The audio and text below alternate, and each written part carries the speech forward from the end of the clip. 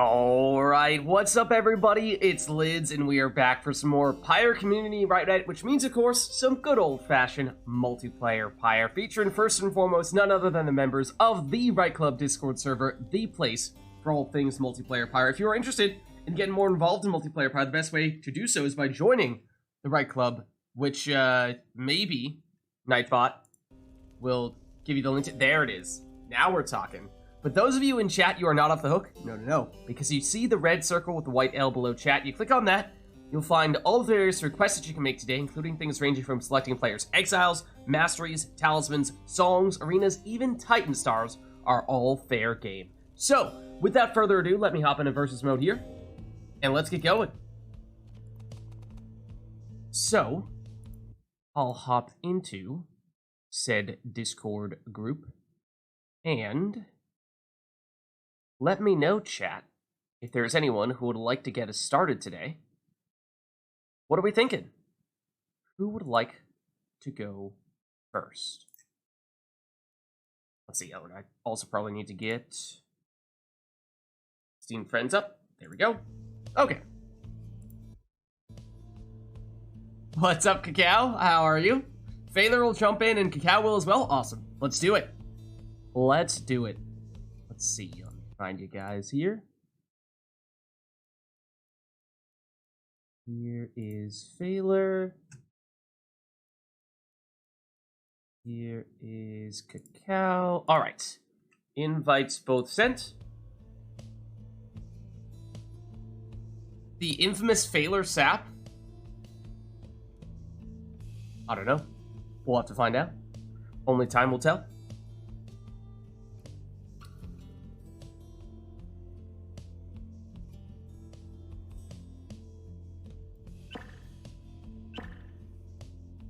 All right, what is infamous Phaler sap? I never play saps if I can help it. I'm gonna be honest, Phaler, I had no idea what Core's talking about. I just tried to roll with it, but I have no idea what he's talking about. So I'm glad we're on the same page here. Core's like, oh, you wait and see. I'll make it an infamous Phaler sap. Okay, so I take it that we have. Or actually, Cacao, are you mouse keyboard? I forget. You are, aren't you?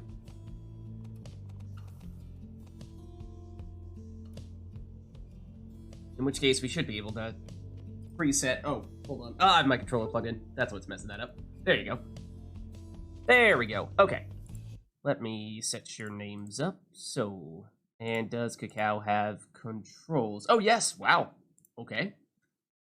Sure. Remote play. Knock on wood, cooperating today, maybe? Good early signs?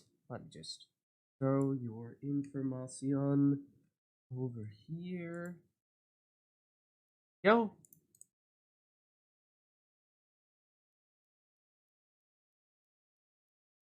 Huzzah. Then accusers and defeat. There we are. Alright, so, chat, we have Phaler and Cacao here leading things off. Let us know if there's anything you'd like to see for this first one. Otherwise, of course, we'll just have them take whatever they'd like to take.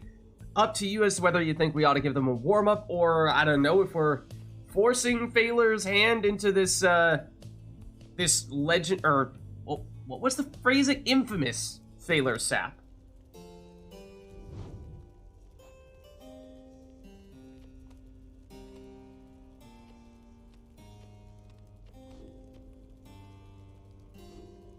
All right. Perhaps, yeah. I don't know what Core's referring to. Phaler doesn't even know what Core's referring to. So why don't we get this one started? And we'll give them a chance to warm up a little bit first. And who knows? I mean, maybe Phaler will break out a voluntary sap. Maybe it will be infamous. Maybe it won't. I don't know.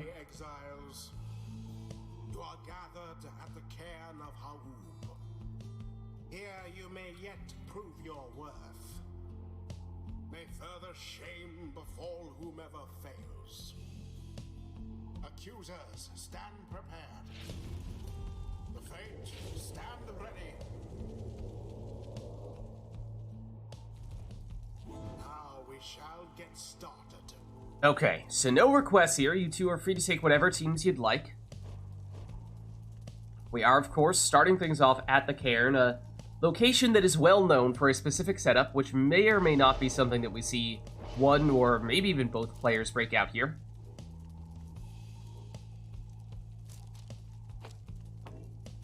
It's a Luminous Idol Zoxiana for Cacao, means that you will get full stamina on that Zoxiana whenever she picks up the orb.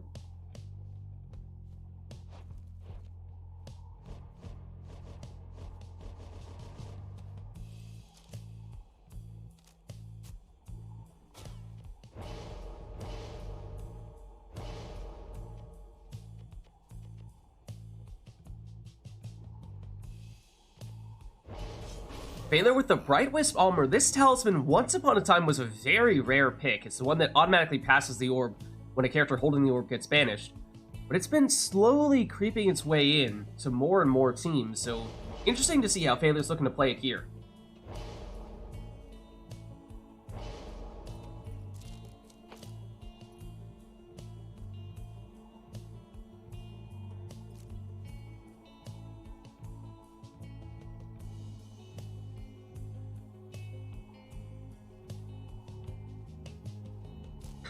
Is your mouse going a little haywire there? I'm not moving my mouse for what it's worth. Here, I will lift my mouse in the air, so it is definitely not doing anything. I have no explanation for why your mouse may have been darting all over the place. It's not you either. Is Falcon Ron making an appearance?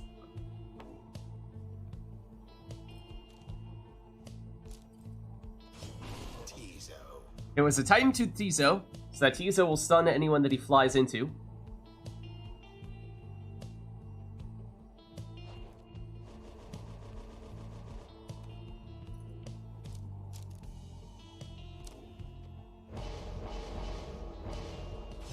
There goes Exploding Deluge with Seize Chance, which means if he's quick after banishing, you may be able to get some extra damage on that worm. What's up, Ichigok? How are you? How's it going? We're just getting started here, setting up our first Rite of the Night. Cal versus Phaler.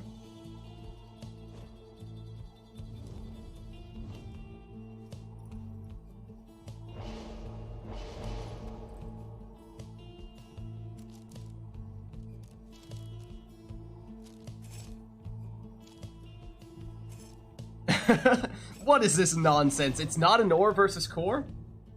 I know, right? I believe that was a maximum rekindling manly that we just saw coming from Cacao.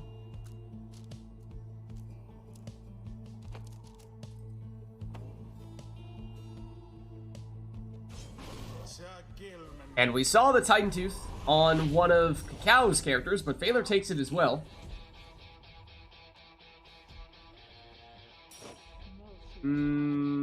Something feels wrong.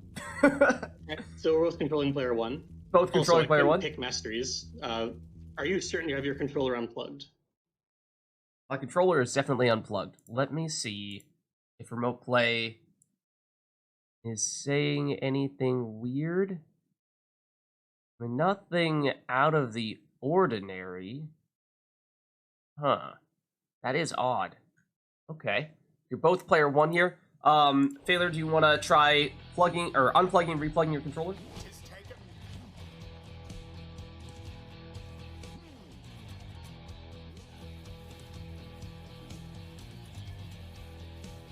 There we go. So I assume that's Phaler on the Fate now? It is, yeah, but did you have not picked masteries on one of my worms? Yeah, I noticed that. So why don't we set this back up then? We can hard set ourselves at the cairn. And anything else? I think that's sufficient.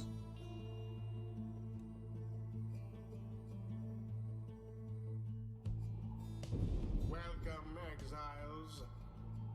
You stand upon the cairn of Ha'ub.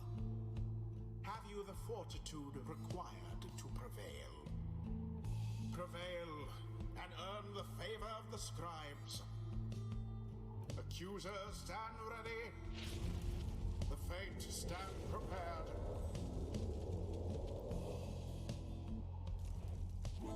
Alright, and now we will have our first Rite of the Night, and maybe the lack of the Anor versus Core showdown to start things off has in fact made this the end of times.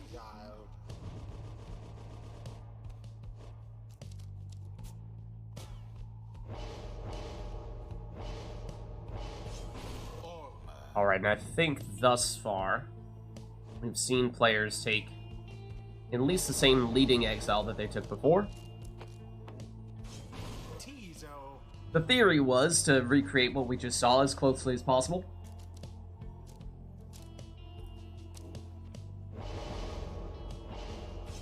It's a deluge.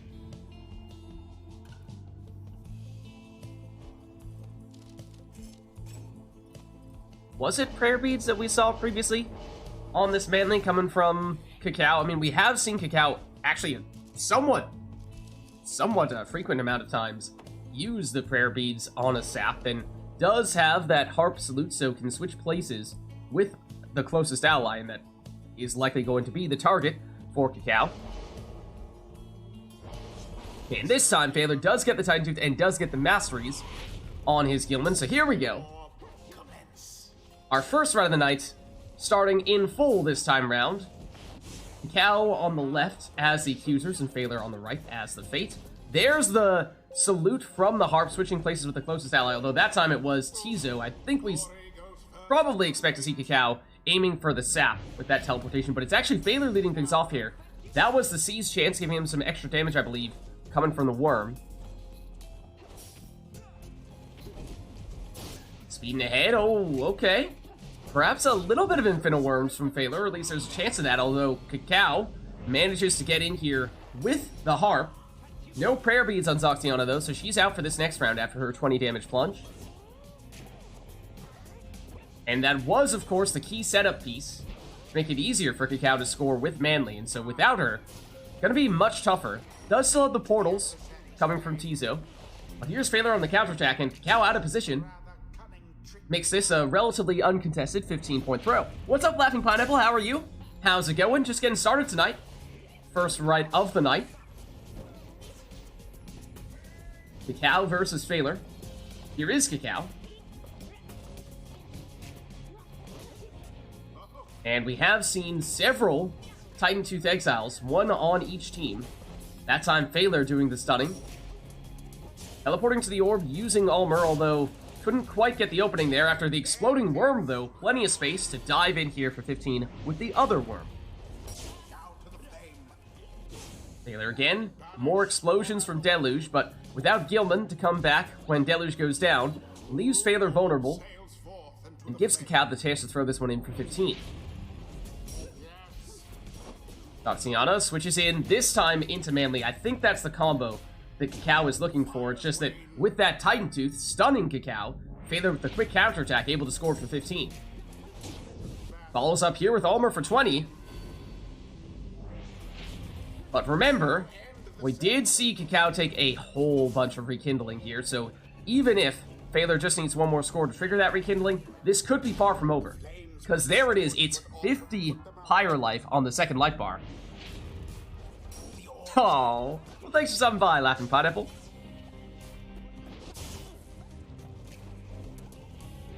Phaler. Double worm attack here. C's chance is active, but that throw looks wide and short. Manly. Well shielded. Remember, has prayer beads, so Cacao is actually looking to plunge with Manly, but can't make it all the way to the Pyre. That is, in large part, the reason why we think Cacao is trying to set it up with the harp salute. To do the hard part, the movements, with the quicker character, and then just plunge with Manly. Titan Tooth again, stunning Cacao, and setting up that 15 damage throw.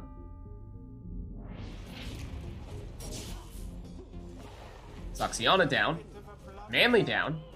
That leaves just Tizo for Cacao at the moment. So Cacao perhaps retreating, biding some time, waiting to get some reinforcements. Here they are. This is Zoxiana now, but she goes down quickly. Manly is back, but he's going to have to be back on defense here. Titan Tooth this time, stunning Phaler, but it doesn't matter. He still gets the throw up for 15 here.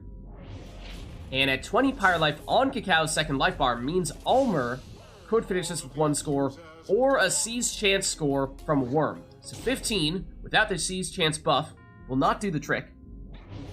But now Phaler can score with anyone, and it will be enough. And there is the play that Cacaw's looking for, but got blocked a second time as well, and now banished as well. Phaler up to the task defensively. Titan 2 stunning Phaler though. Opportunity here for Cacao, even enough time to throw this one for 18. And therefore keep all of the players for this round as well. Trying to switch into Manly, but unsuccessful, and stunned with Titan 2, setting up the winning plunge from Phaler. Good game. GG. Such a well-conducted victory it was. Thus end this night's proceedings. Alright, let's head on back. And let us know, chat, The next rite. if there's anything you'd like to see for the next one. The pineapple emojis as well. Can you reconnect? Yeah, no worries. Here, let me boot you and resend you an invite.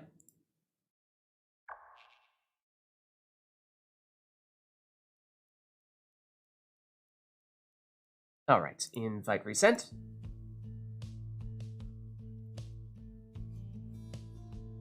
Oh, and let's reset our arena. Back to the random stuffs. Let's do a quick double check and make sure that Roleplay didn't do anything silly when the cow went back in.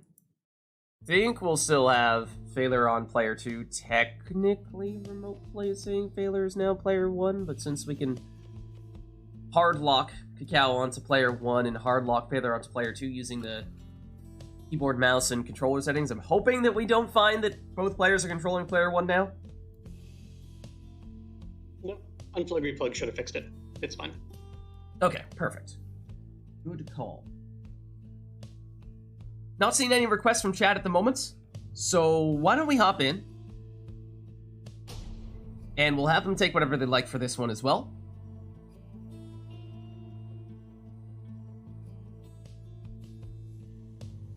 The accusers. Oh, okay, we go from one fun arena to another. Hit of Malith this time, and with no request, they're free to take whatever they'd like. Shall conduct the rites. And there is near infinite meme potential in this location. Exile.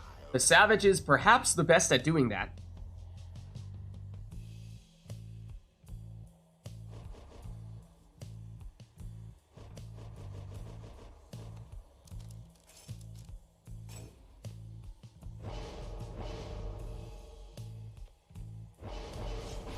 And I think we saw both players leading off with a Prayer Bead Savage. So look for either wall bouncing throws, jumps, or really anything off the walls and into the Pyre is a possibility in this arena. The Savages are good at both of those things, which is why they can be one of, if not the top choice when it comes to memeing on this arena. Yeah, that's the primary reason. It's such a small arena, and there are lots of... You tend to, if you're jumping, you can, with some characters, actually gain speed by bouncing off the walls, with harps in particular. But you can bounce off the wall and into the Pyre directly with a Savage jump. You can bounce off the wall and make it into the Pyre with a throw from any of a number of exiles. There are some even more gimmicky plays with saps. But we'll see. We'll see if these two are looking to go any of those routes here. Or if it's just a coincidence that we're seeing all these Savage picks. But here we go. Just keep your eyes peeled for that. And there is a wall throw from Phaler, so at least entering the players' minds here, they'll consider it. And there's, yep, your wall bouncing jump. Not sure if Cacao had enough range on it to make it happen, but the trajectory looked right, and ooh, I mean, might not have been directly off the wall into the Pyre, but it did set up the plunging jump there, so I think we can still give a little bit of bonus points there. Oh, and Cacao nearly had it as well. Orb remains unclaimed, and so Cacao says, don't mind me. I'll teleport over to it and hop on in here. Tis too close to call who shall prevail at the Lendl banishes one, but Phaler has it back. And There's the orb. for a second there, it really looked like he was thinking about, well, I mean, I do have an open look at the Pyre here, but then again, I could go off to the side and try to bounce my way in and earn some additional style points, but no, went the straightforward route this time around. Phaler banishes two, so has a little bit of a numbers advantage here. Down goes the Stowaway. Lendl now for Cacao and has the banishing throws with him. Phaler, jumped past the Pyre and was looking to go around the other side. Big banishment gets rid of the last of Cacao's characters, so this is an uncontested 20 damage plunge. Both players teleporting to the orb, but Cacao wins that one. Bounces off the wall, setting up the quick throw from point blank for 5. Both teleport, both lose their savages. Phaler with savage number 2 goes off the wall with a throw, but it gets intercepted. The unblockable throw from Cacao is a little bit short. Phaler thinks about the portal, but realizes it's not going to take him far. Goes for the straightforward throw straight on in, and it makes it in for 20. The rite is nearly ended. Cacao, just Lendl and Deluge back to defend, and Phaler says that's not enough to stop me here. So he plunges for the win. It was as though the scribes themselves stood by their side. GG.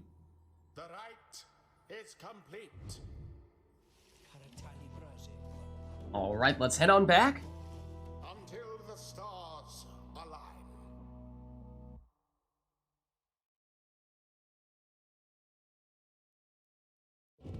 And let us know, chat, if there's anything you'd like to see for the next one. Path to Glory, okay. Cacao drawing strength upon his team's theme.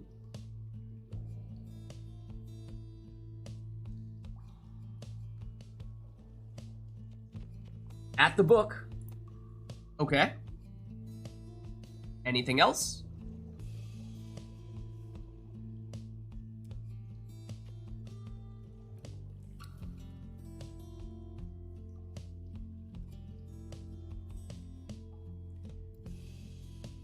Looks like that'll be all, barring any last second requests here, so why don't we hop in?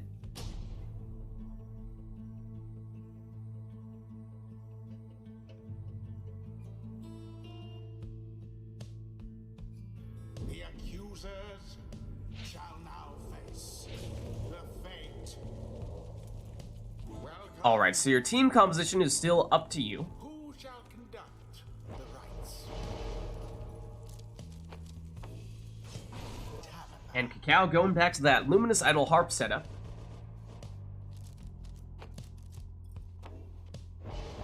And Phaler perhaps looking to break out a classic of his. That's a Titan-Tooth Dalbert, so he'll stun anyone that he jumps into here.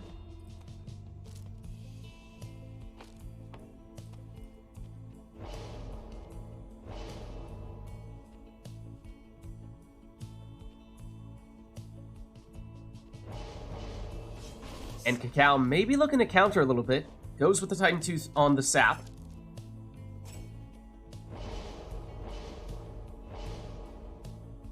Phaler with triple op and Cur number 2. This time it's Rookie with Prayer Beads.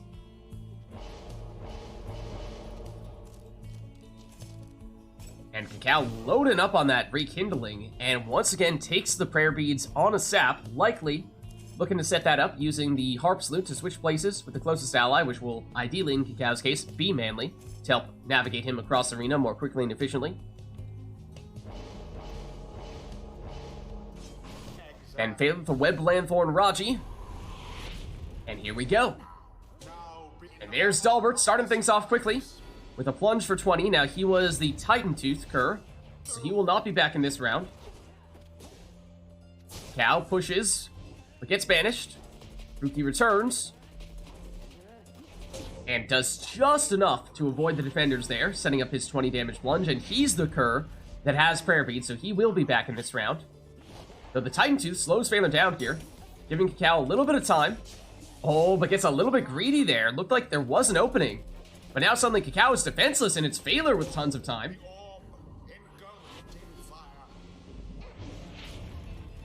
And made sure that he plunged with Rookie his Prayer Beads curve so that he was still at full strength here. Now this is Dalbert.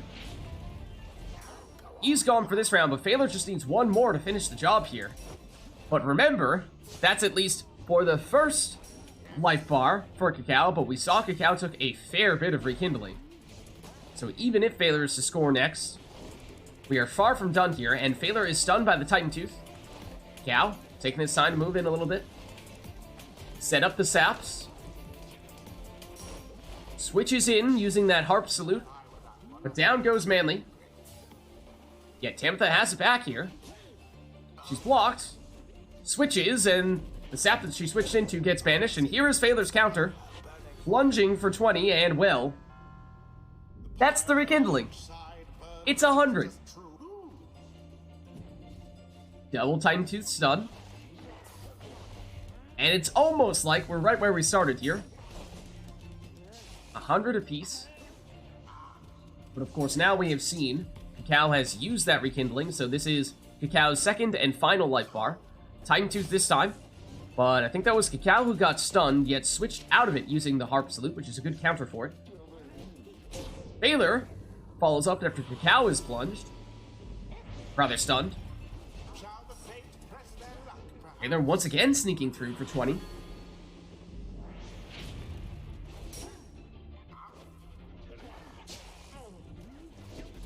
Phaler slips through those two defenders. Continues to build on his momentum here. Tries to sneak around this time. Gets blocked though. Cow gets it back. Blocked. Switches, but gets banished. Gets rid of one of the curves, but the other one has the orb back. Does go down. Tamitha trying to sneak through. Switches in to one of those saps, but the sap goes down. Rookie now for Phaler. Gets one of the defenders to commit and looked like might have found a way through, but gets stopped and stunned. Tamitha switches in, and that is what Cacao is looking for. Use Tamitha to get across arena, switch into a sap, and use that sap to quickly blink into the Pyre. Ideally the one that has the prayer beads though, and that was not it. So Cacao was down one character, and that might have meant a little more room for Phaler to work in there, so it was easier for him to get that 20 damage plunge. And now with that, that means one more of those 20 damage plunges is all that Phaler needs, because we have already seen the rekindling for Cacao. Oh, going for the throw this time. And that does land for 25. Which means Cacao needs 2 scores to Phaler's 1. At least if they are sap scores, and there's another one of them. Hold on, it is anybody's game here. 1 score match suddenly. Could this be it though? Phaler still holds on for the win. Good game. GG. Somehow managed to scrape by despite their adversaries' efforts. Just when I thought I was gonna no-hit you, you just come back and almost kill me. That was great. Well played. Until the next rite.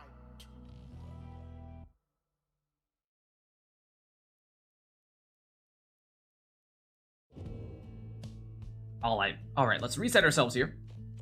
But chat, let us know if there's anything you'd like for this one.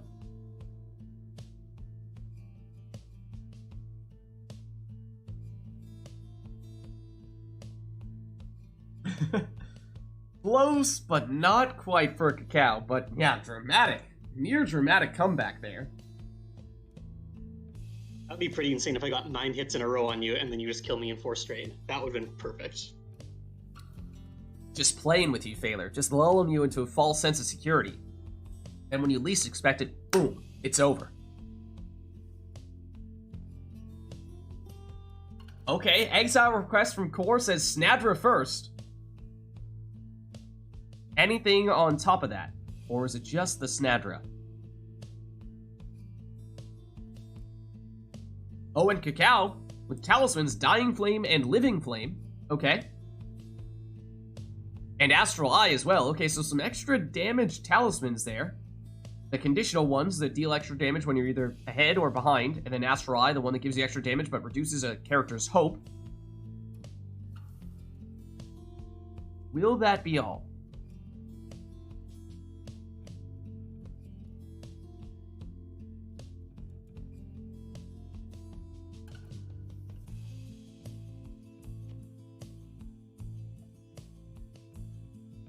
Looks like it may be.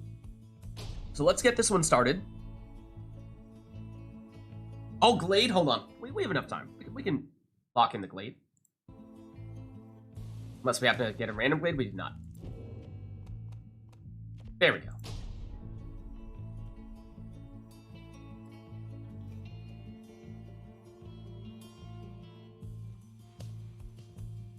The accusers shall take on the fate. Okay, so again, it is Snadra. She must be in the first slot. Dying Flame, Living Flame, and Astral Eye are your 3 talisman choices. Those are all offensive talismans. Snadra usually a more defensive character, so it'll be interesting to see how players make the most use out of her. Cal reduces her hope but gives her the extra damage. We'll of course see Fader lead off with Snadra as well. But will he differ in how he sets her up? Different talisman selection. And I believe we saw Cacao go all left side, which is usually the defensive setup, outside of the bottom one on the left side that gives you the leeching. But Phaler went for Sacred Bond, which allows him to step on the portraits to bring back downed teammates, which might make some sense given how, of course, there is that Astral Eye component, where normally that would mean that characters are going to take longer to come back from banishment, so Astral Eye, perhaps a bit of a synergy along with Sacred Bond. So Phaler opted to go that route. Cacao did not. Phaler goes Astral Eye on Almer. We saw Raji in the second spot for Cacao.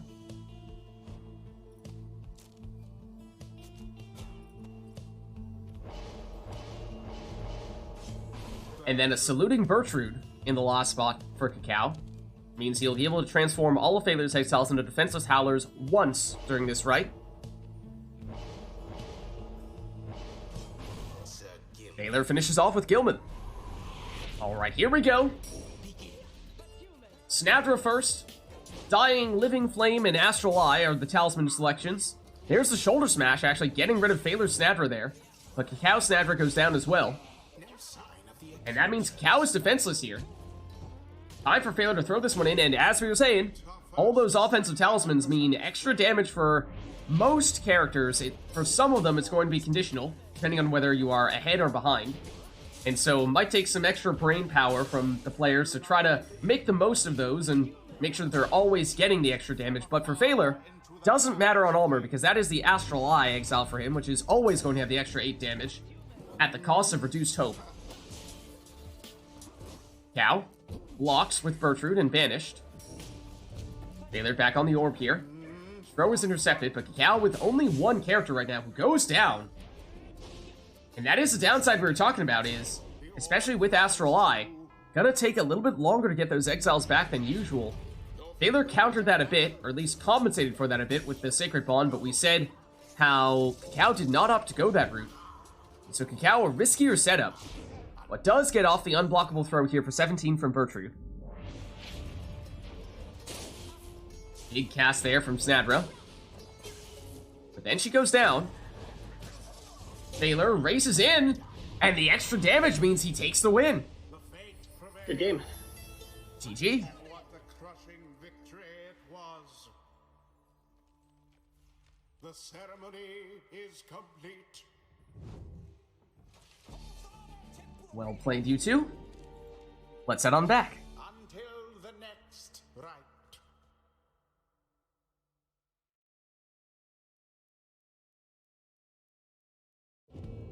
Alright, chat. Let us know if there's anything you'd like to see for the next one. In the meantime, let's at least reset our arena.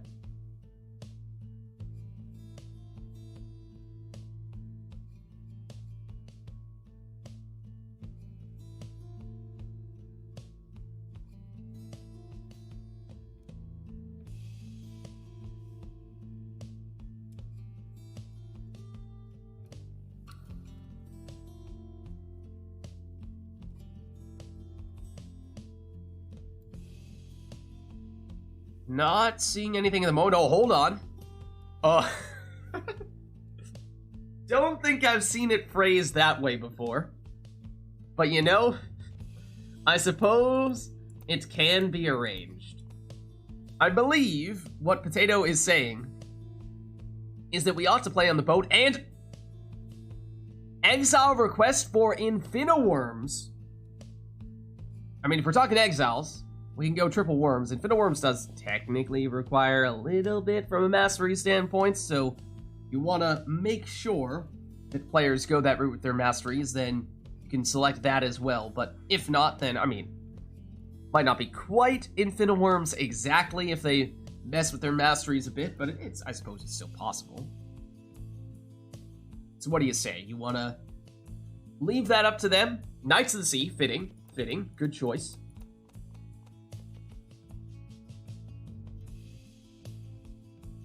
Do we leave the masteries up to the players, or do we lock those in as well? Just triple worm? Okay, gotcha. Alright, in which case, I think we're good here. Let's get it started.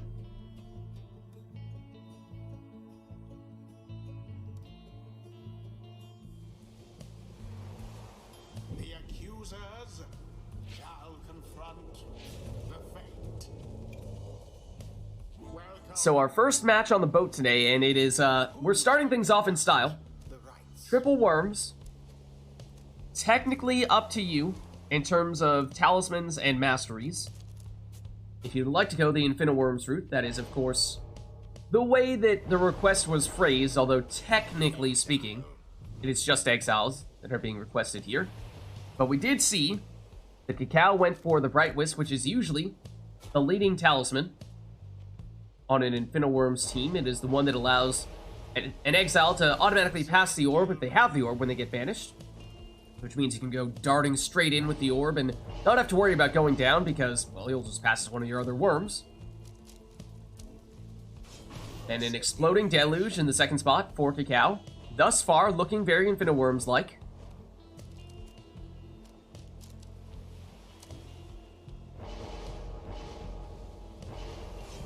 Sailor does so as well.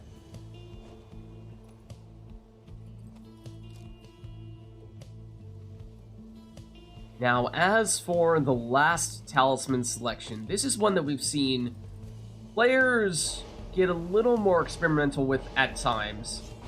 In Cacao's case, goes for Titan Tooth for the stun. That is certainly an option.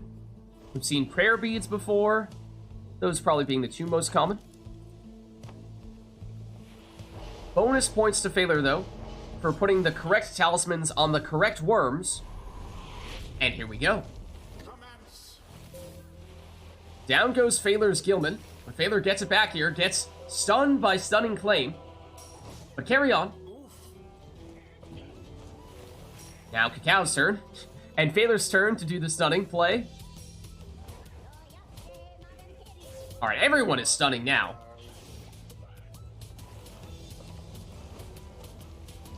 Cacao speeds on in for 15. Bright Wisp passes the orb to Failur's next worm.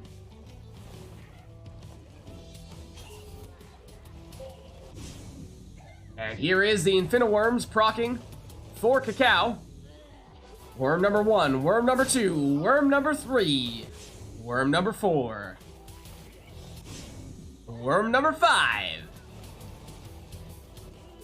How about worm number 6? Make that worm number 7. How about worm number 8? I was feeling more the worm number 9. But hear me out, what about worm number 10?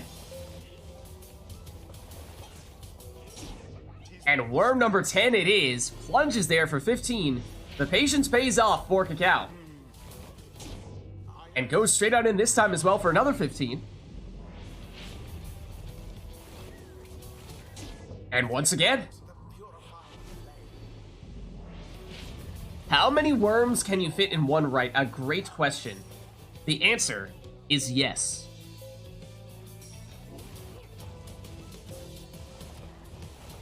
As Cacao is perhaps trying to show here. Going back to the Infiniworm strat. Much shorter this time round, though.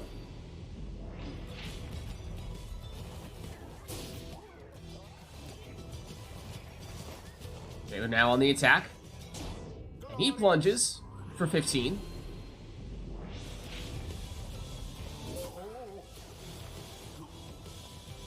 Cacao.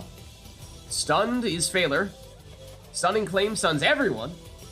And I think Cacao was trying to make it so that he had the only movable exile, but missed the mark ever so slightly. Cacao trying to speed on in, but there's the Bright Wisp kicking in there, automatically passing the orb. And the Titan 2 stuns Phaler, setting up this plunge here, and that means one more is all Cacao needs. Infinite Worms. And there it is. GG. Accusers prevail. They overwhelmed their adversaries utterly. Thus end this night's proceedings. Ladies and gentlemen, the glory that is Infinite Worms. Until the stars align.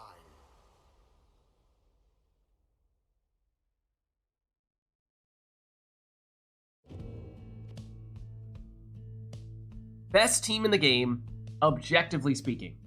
Exactly. Alright, let's reset ourselves here, though. And let us know if there's anything that we'd like for the next one.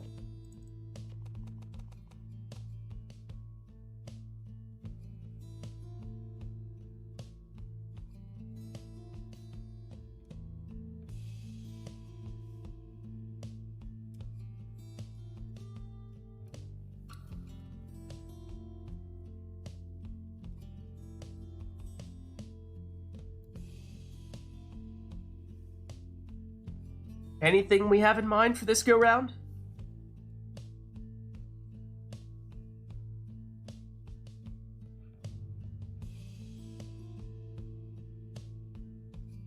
If not, of course, we'll just have them take whatever they'd like. Oh, hold on.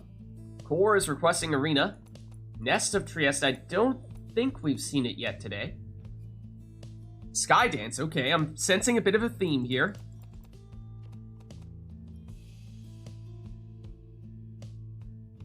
And Cacao is jumping in to choose Exiles. Does he continue with said theme? Oh, but Cacao beats their Castle Jour. 3 harps. Okay, Cacao does continue the harp theme, and you are welcome to go with the Exiles request on the subsequent one if you'd like. You second that anyway? Okay, no worries then. No worries, all good. Everyone just wants to make sure we follow through all the way on the harp theme. Okay, will that be all? Covers a lot of stuffs, but we could still do a talisman if that's of interest. Or, oh, look at this. Core with a meta talisman request of sorts. Only pick from the top 3 rows. Mind you, the top row is the one that has 3 cursed talismans. So that one has, in many situations, what you might call several bricks that may just be non-starters for some of the players. So there aren't quite as many options, viable options, as you might normally expect, especially in those top 3 rows. Okay, very interesting. Why don't we get this one started then? And we used to see more of those types of requests for randomly selected talismans or talismans in a specific row or on a specific column, specific page, and what have you.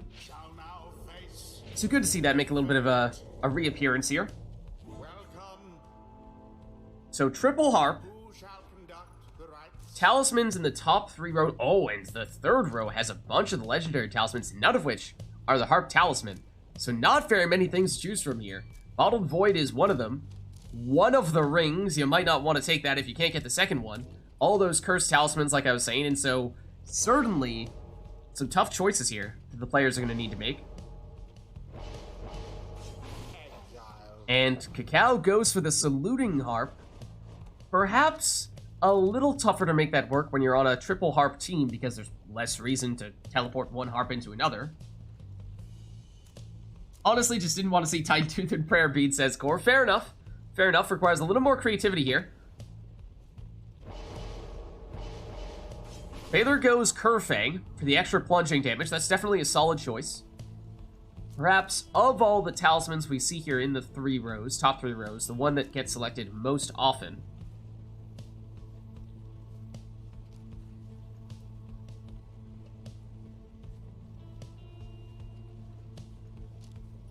Ford definitely didn't pick that just because that would include the row that has Ball of the Void in it. Definitely not his reasoning.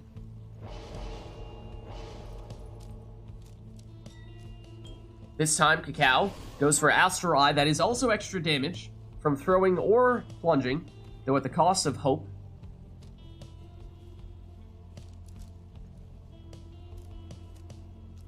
Perhaps the next most common of the talismans in this group here.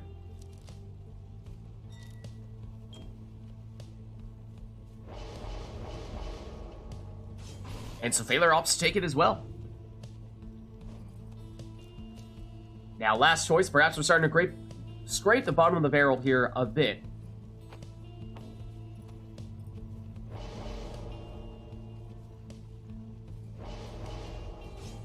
But Cacao goes for the starting Pyre life.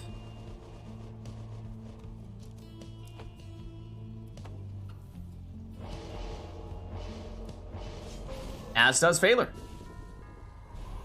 Alright, here we go. A triple harp showdown at the nest. And it's Phaler getting things started with a Curfang plunge here for 28 damage. No prayer beads for any player here on any character. So whenever there's a plunge, they will always lose that exile for the next round. So we might see both players having a strong reason to try to focus on the throws here, although perhaps still a little bit easier to plunge with the harps, and so that is how we see Cacao start as well. But Phaler, on both occasions, has plunged with the Curfang exile, and 8 extra points of damage will start to add up if Phaler's trading 28 damage for 20 damage. Flame Leech, perhaps the strongest talisman that we did not see either player take. A little bit surprised that we didn't see anyone go that route. And there is... Cacao actually took one of the cursed talismans, and that being the one that has the chance of turning one of the exiles into a Howler, which is what we saw there. And Cacao actually moved in pretty aggressively with that Howler. Okay, this time gets the infinite stamina, though. That's what Cacao would be looking for. But Phaler, once again, being very mindful of scoring with those exiles that have the extra damage. And at this point, that's 3 times in which he's gotten the extra 8 damage on the plunge. For a total of 24 extra damage. That is the equivalent of an entire score. But now Phaler defenseless here. Until 2 harps come back defensively. Just in time to stop that attack from Cacao. Down goes Phaler's counter. Cacao blocked. Switches. But gets banished. Phaler blocked. Phaler passed 1 harp and does make it in here. This time just for 20. However, as it drops Cacao down to 26, we know Phaler has 28 damage on his 2 other exiles. So if either of his exiles here plunge, they will have enough damage. Cacao, successful defensively there. But there's the Black Heart triggering in its Howler form once again. It's a little bit of handicap here for Cacao.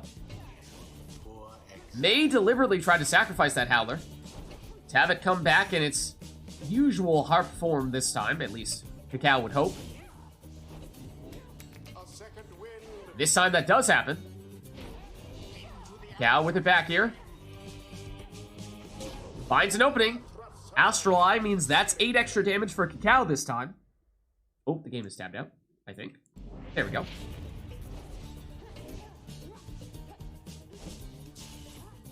Cacao goes down. Cacao down 1 exile here after having plunged, which, like we were saying, can be quite a handicap. Because if someone else gets banished, that leaves just 1 character back defensively.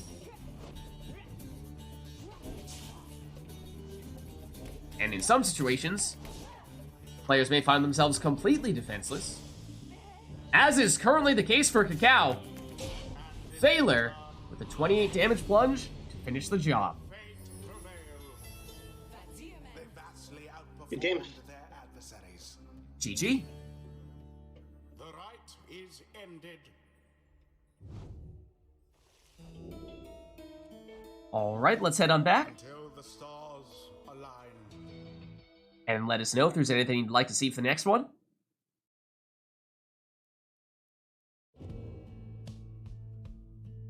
Otherwise, we shall reset ourselves here.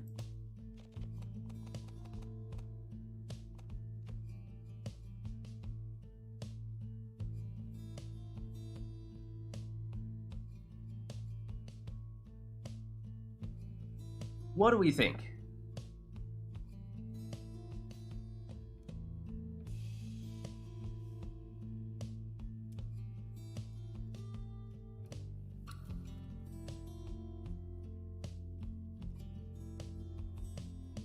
Lament of Orpheus Underworld Remix. Okay, I might need to double check. It's obviously a TariqBot request. We might need to break out the Bandcamp. Let's see. Probably do. Let me take a look. Let's see.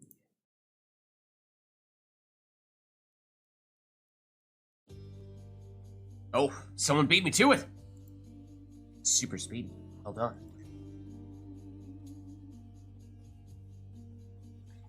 Alright, so we have the song. Cacao, you requested it! You scared yourself.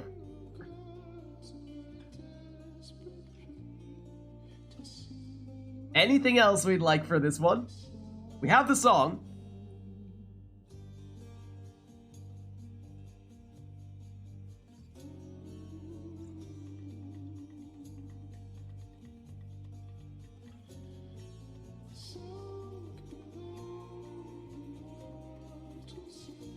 I cannot understand what that means.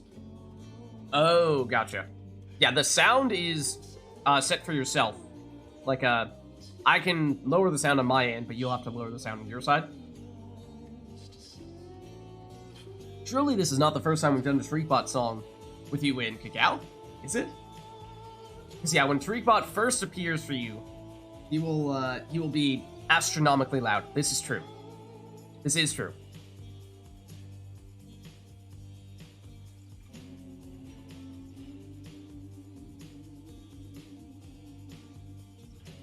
Yeah, you have to go into the Discord chat, right-click on the bot's name, and then reduce the sound for yourself.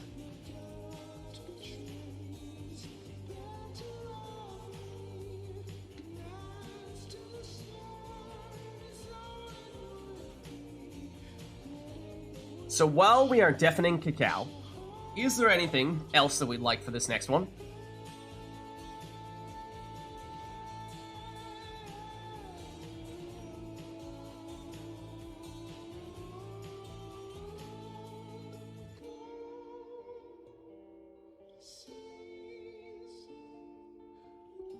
And once you've lowered the volume, next time we do a TariqBot request, he'll start on that volume that you set him to, so don't need to worry about doing it every single time. Once you set it, it'll be fine. But I had assumed we had already done a TariqBot request with you before. Apparently not.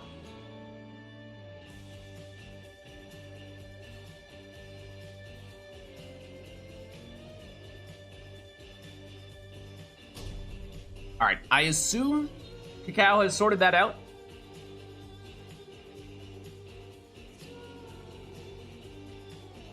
The accusers versus And it is Cacao's home arena here. welcome.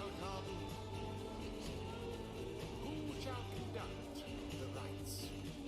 We'll see if that inspires Cacao to go a particularly accuser's route here.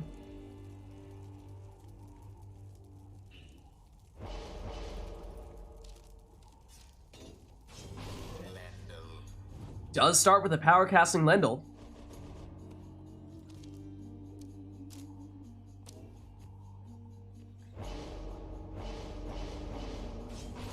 Whereas Phaler goes Exploding Gilman.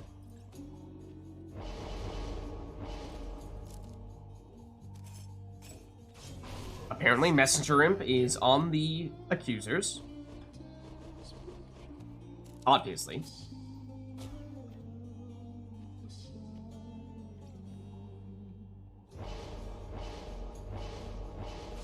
Thaler goes with Lendl's worst enemy, Tizo. Coincidence? I don't know. Maybe not.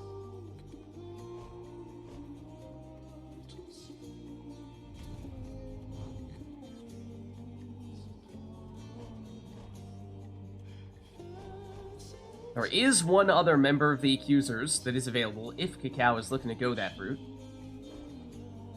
We will have to see. Now Cacao's like, wait, what is it? Are you serious? You already went past it.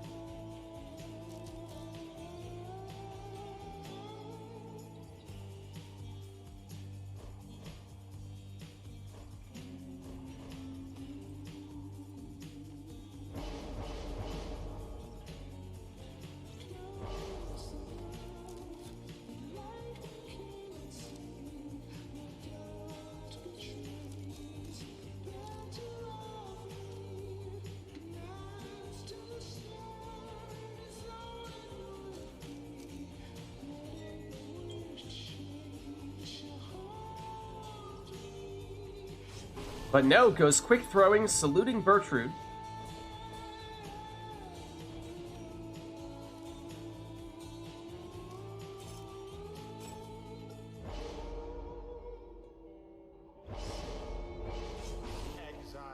Then finally a webbed Lanthorn Imp for Thaler. Thaler explodes on 2 of Cacao's exiles, but Cacao does have Sacred Bond and therefore can bring back teammates by stepping on their portraits. Here is Cacao with Lendl. Banishes 1. But loses all 3. So time for Thaler here to throw this one in uncontested for 15.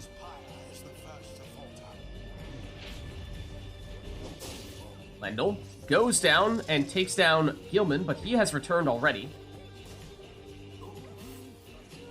Tizo banished. Sets up a fairly dangerous portal for Thaler, though. Cacao blocked, but has it back. And this throw is unblockable. So that lands for 30. Gilman blocked, but he explodes on banishment. Bertrude for Cacao. Throw is unblockable, and it does have enough on it to make it in for the full 30.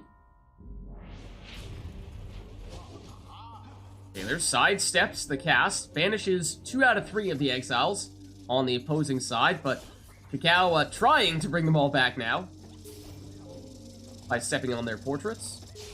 Tries to speed forward with Bertrude, but she goes down. Cacao building a wall and has it back. Bertrude goes the jumping route this time, but gets blocked and banished. Thaler through his portal and then explodes on Lendl. But now it's Cacao going through the portal. Bertrude, that looked like that might have been wide. It was. Attack number 2, though, hits the mark for 30. And that drops Thaler down to 10. So 1 score, theoretically, all that Cacao needs here. Thaler, big banishment. Removing the last of Cacao's characters. Lendl soon to come back, but Thaler quick enough to plunge here for 25. Thaler banishes Lendl, but Cacao able to bring him back. Oh, and remember, Cacao has that Crone salute, so Thaler's defenseless here. Oh, Cacao. Getting a little too greedy there. Waiting long enough for Thaler to get exiles back. Suddenly, they are not Howlers anymore. Thaler with the extra damage. And game goes on. How utterly brazen.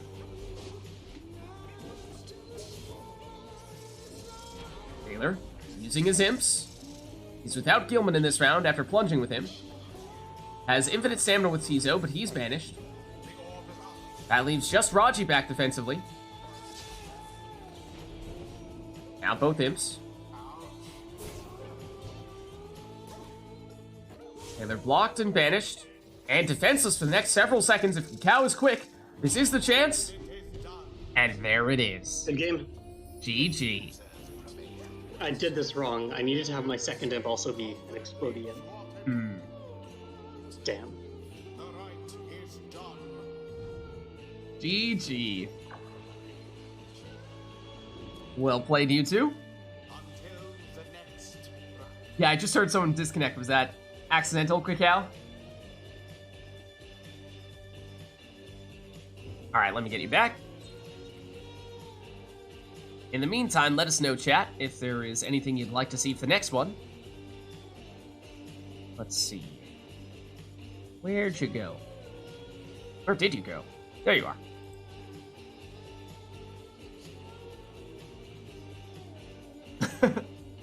Potato with the Exiles request says triple of something. Doesn't matter what, but just something. Really rooting for failure after that curse. I mean, it was a greedy curse for sure. Cacao used it and had the ability to get the winning score, but just hesitated and looked like might have been going for the BM a little bit there and almost paid the price for it.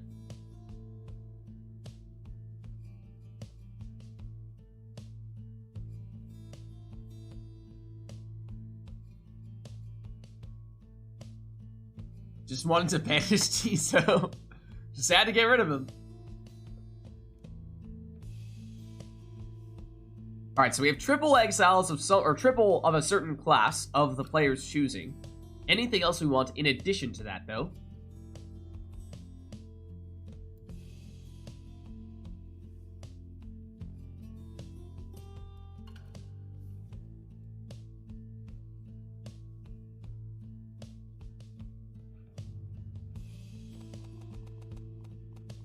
Rage of Demons, okay.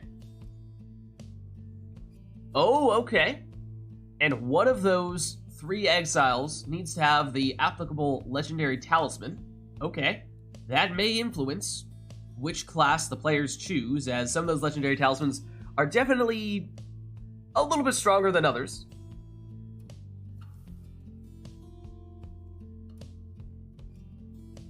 Will that be all?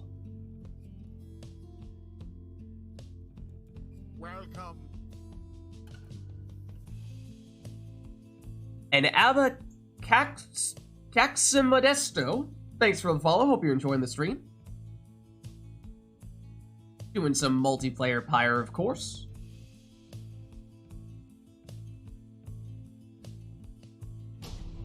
Well, let's get this one started. So which class will the players choose here? They need to consider that they are going to need to put the legendary talisman on one of those exiles. Shall take all. So that might rule out classes that they feel like that legendary talisman is in the dumpster tier. Shall conduct the rites.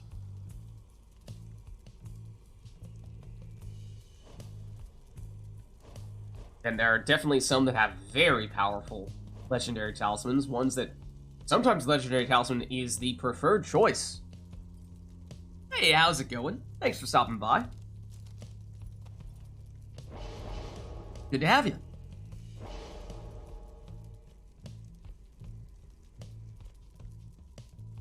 So it looks like Cal is opting for demons.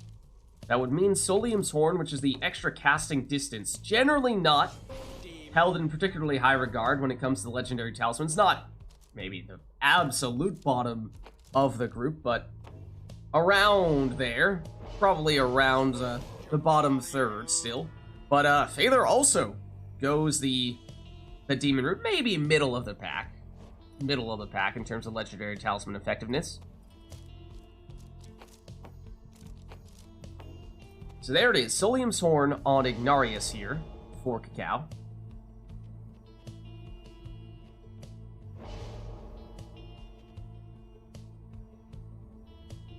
Bottom, I think Savage is usually considered the very bottom. Purr probably would have been close to that as well, although it's recently made a bit of a resurgence. And after that, it might be Demon. Top is probably Nomad with Gold's Bracer, because that is oftentimes the preferred choice, even without a requirement specifically for those legendary talismans. Nutrition Stick we've seen a lot as well, although that takes a little bit of expertise to master. Oh, nice! Well, thanks for stopping by for some Pyre this time. In case you are unfamiliar with how the game works, it's basically like a magic basketball of sorts, as both players will be fighting for the orb there, as they both stun each other right off the bat. And if they can get that orb into the opposing fire, or pyre, they will deal damage to that pyre. You see the numbers next to each player's name. If that number drops down to 0, they lose. So that is their objective. Of course, they will try to stop each other from doing so. I don't know what you're talking about, Potato. Complete and utter nonsense, if you ask me. No idea what you're talking about. Oh, the stun right also. Cacao sent flying there. Taylor with the banishing throw, giving him some space to work in here to set up this easy 30 damage throw.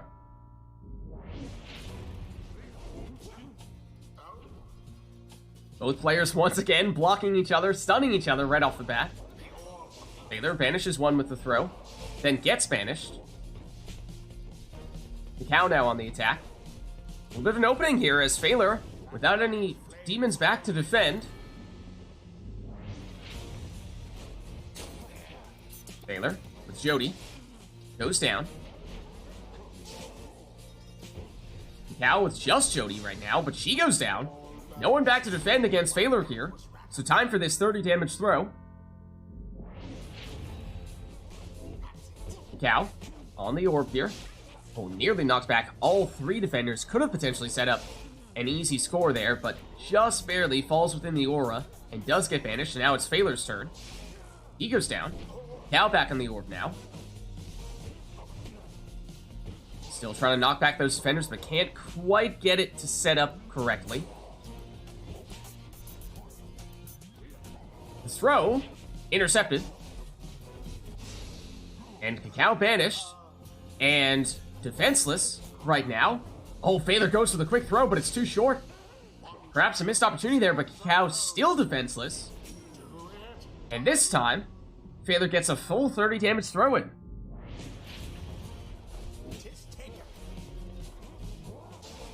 Cacao down. Phaler down this time as well. They trade casts, although Cacao goes down, Phaler does not. So Cacao defenseless once more until Bispaleth returns. Here she is. Phaler maybe setting up a Brazen Manor. No, I don't even think he has it. Vanishing throws, gets rid of one defender. Phaler gets it back. And sets up this 30 damage throw, dropping Cacao down to just 15. As the game tabs out. And that means one more is all that Phaler needs here. Banishes one defender. Banishes a second defender. Banishes the third and final defender. Oh no, the BM! I mean, we did see Cacao do it against Phaler earlier, so perhaps a bit of revenge there. You hate to see it, but GG. I mean, you didn't have to take demons. Could have taken any class. I was kind of surprised to see both of you went that route. It's not the one I was expecting. I thought Nomads for Gold's Bracer, maybe Harps for Triesta's Plume, maybe even... Nah, probably not Saps, but... I for sure thought Cacao was going to go Saps. Like, I thought that was 100% thing. I was surprised, though, Phaler, when Cacao went Demons, that you followed with Demons yourself. I'm good at 3-on-3 Demons. What, was that your plan initially, no matter what? Yes and no. I wanted to do whatever, like, so I was thinking about Ring Demon, actually. It was my plan to go Demons. It was just whether or not it was going to be a Ring Demon or not. And I was thinking about that. So, yeah. All right, well. Chat has turned Customize off here. That means Randomize, Exiles, Masteries, and Talismans. Won't even get to see what those things are in advance. We're just going to get thrown straight into the action. Which I'm afraid does mean that does make it impossible for us to choose Exiles. We can do it for the next one. Okay, yeah, no worries. Just remind me. Just remind me for the next one. We can still do an arena. We can still do a song, if either of those things are of interest. But Exiles, Masteries, and Talismans are all accounted for here with Customize turned off.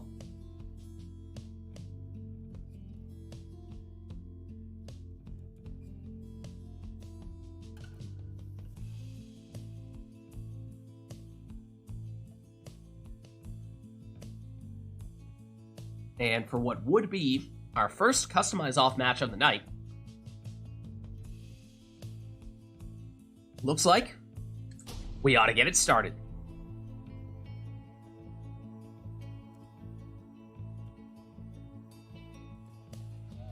It's Isle of Kalamer to add a little more chaos to the equation. For Cacao, it looks like Savage, Cur, Sap, Phaler, Nomad, Harp, and Crone. Fairly well-rounded teams in both cases. Some offensive characters, some defensive characters on both sides. Here's Cacao with Ulmer. Of course, both players will be trying to figure out what they have in terms of masteries and talismans. Looks like Phaler has the additional starting Pyre life, presumably coming from a talisman because he doesn't have any characters that can have that on a mastery. Cacao, after plunging with Ulmer, does not get him back, so no prayer beads there. Winged Fury for Phaler is what, the first mastery on the right side. Flame Leech. Okay, so 20 damage and 10 leech on that plunge there from Phaler. And since he had taken some damage, that is some additional value there. Phaler intercepts the throw. Trying to get Vorfrit back, does. Here she is. She's blocked. Phaler nearly lined up a double banishment there. Brings back his other character, but meanwhile, leaves his Pyre defenseless. For Cacao to throw this one in for 20. Phaler Nomad what? And Lendl no less, perhaps the preferred one for Cacao, but Phaler once again making a point of plunging with that Harp, which technically is likely tied with his Crone here, Vorfrit, as his most valuable scorer. Vorfrit for 30 damage, presumably no leech. Whereas the Harp, Tamitha, 20 damage but 10 leech, so on net 30 points in either situation. Cal, waiting for the right moments with Barker. That looked like that might not have been a lightning run Barker.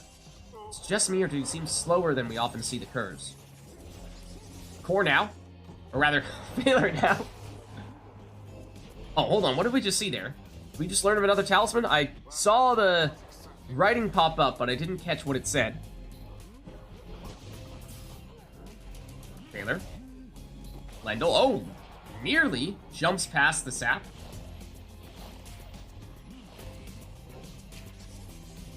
Cacao has that little safe zone within the bounds of the sapling. Perhaps looking to set up shop in there and maybe snipe with a throw from that range.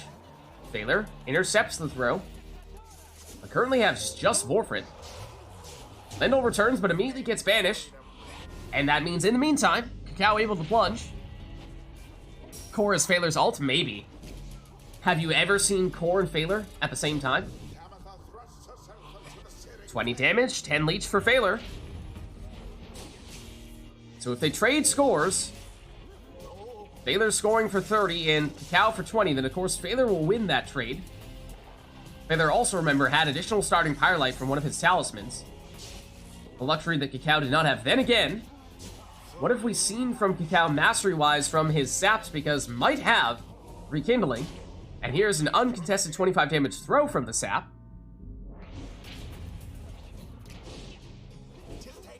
Phaler. Tamitha blocked and banished. Here's Cacao. Ulmer stops. Webbed Lanthorn, is it on Cacao's side? Or is that on Phaler's side? Oh, Orbit inadvertently hits Cacao's Pyre, bouncing it back out. Phaler with a luxury of options here, but perhaps too many things to consider, and missed out on that opportunity for an uncontested score. Ulmer. Oh, Phaler scoops it back up in a dangerous position here, but Lendl does go down. Cacao with it back. Well shielded. Now it's up to Ulmer, though. Oh, and finds an opening right on the Pyre's doorstep, but not quick enough with the throw, so Phaler able to shut that down. I was about to bring back Tamitha, but she came back the old-fashioned way. Down goes Vorfrit. Ulmer. Bides his time, gets the stamina back, jumps, throws, intercepted. Phaler. Oh, just short of the target with Tamitha there. Cow. Trying to find a way out. Currently pinned up right next to the Pyre. It stops Forfeit. And now it's Almer. Out of stamina, though, making it hard to avoid Almer. Or rather, hard to avoid Lendl.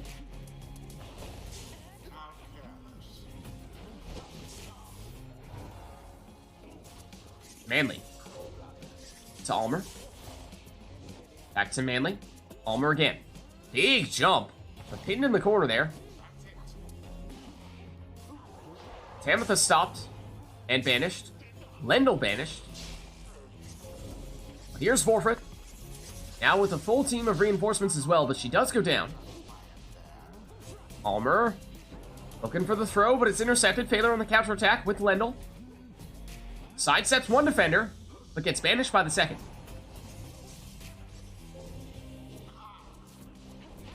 Manly. Over to Parker.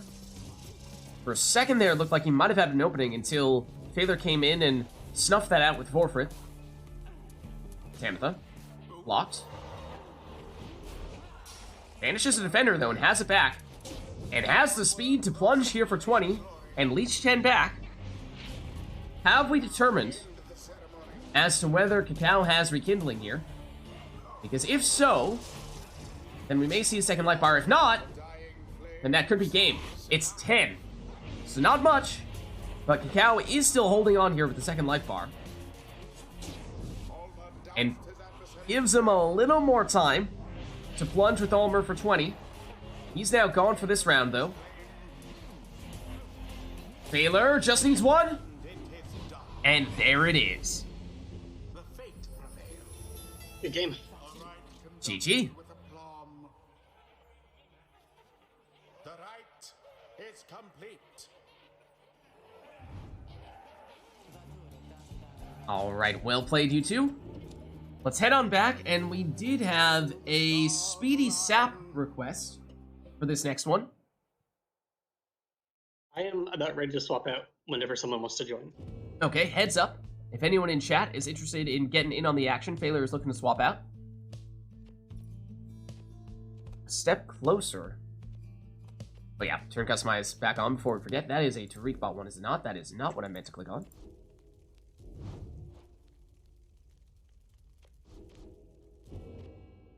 Okay. Is that...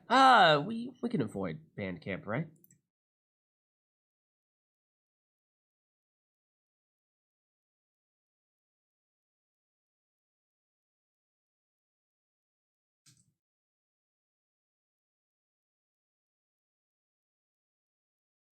Which game is that one from?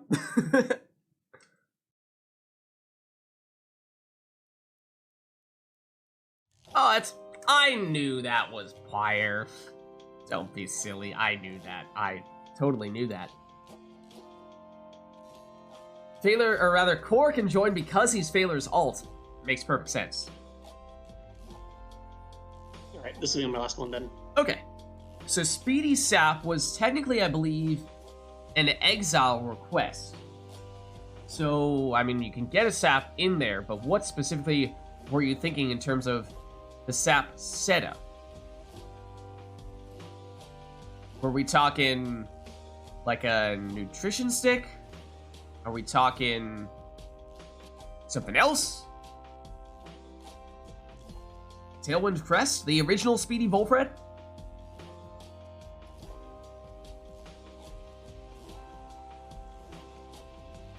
Just to clarify a bit, what exactly are we looking for here?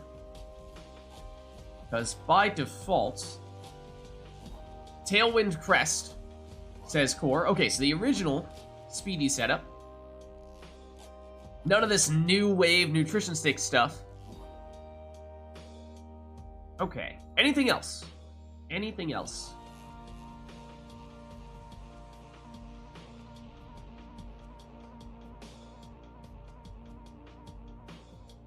Looks like just that Speedy Sap. So let's get started.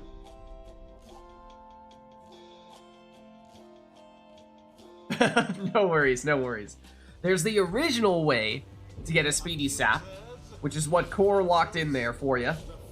And there's the newer way with the Legendary Talisman Nutrition Stick.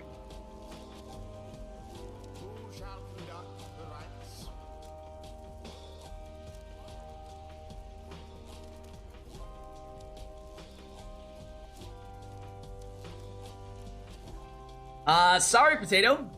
Not nutrition stick this time. I'm afraid not. Core said it's Tailwind Crest. The extra 8 quickness.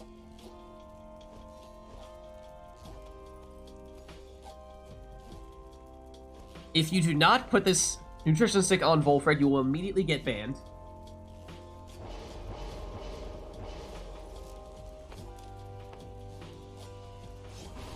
Luminous Idol on Zoxiana to lead things off for Cacao. That means you'll get infinite, or rather get full stamina on her whenever she picks up the orb.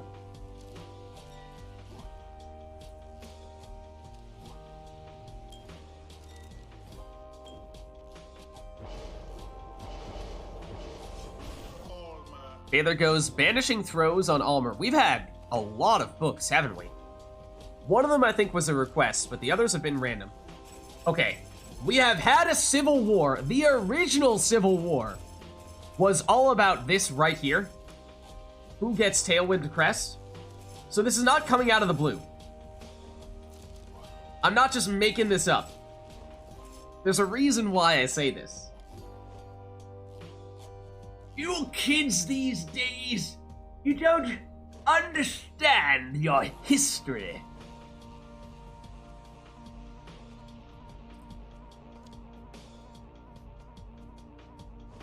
Does quarterback Manly versus Speedy Bullfred mean nothing to you?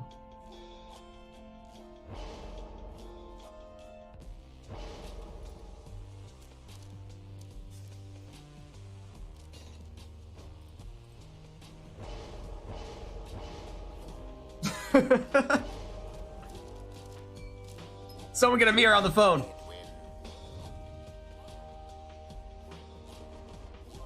Quarterback Manly, yes! Guys, this is the original Civil War. You gotta brush up on your RITE NITE history, okay? This is important stuff.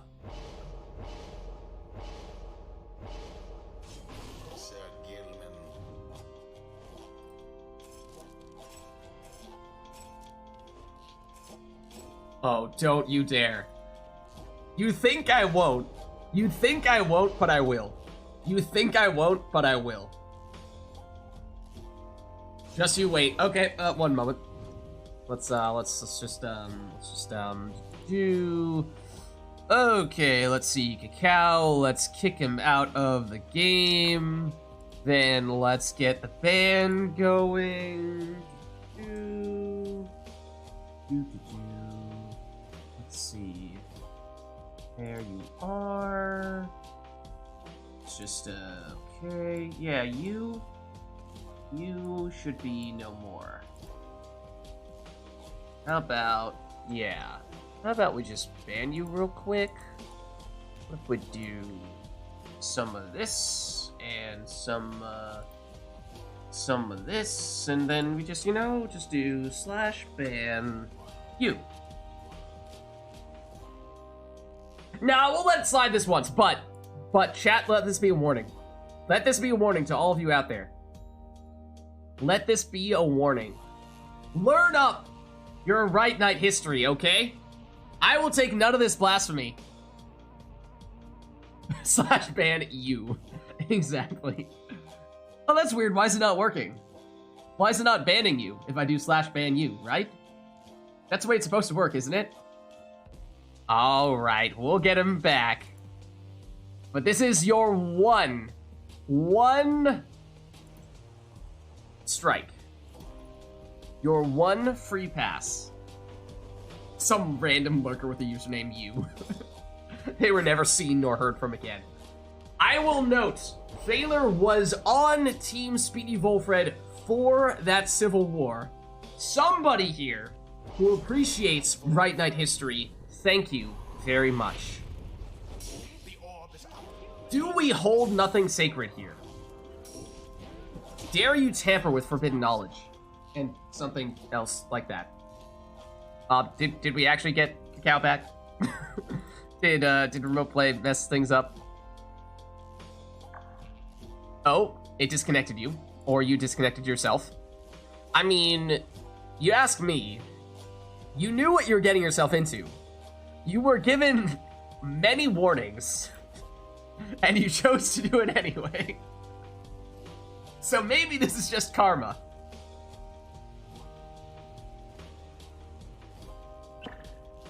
Alright. In theory...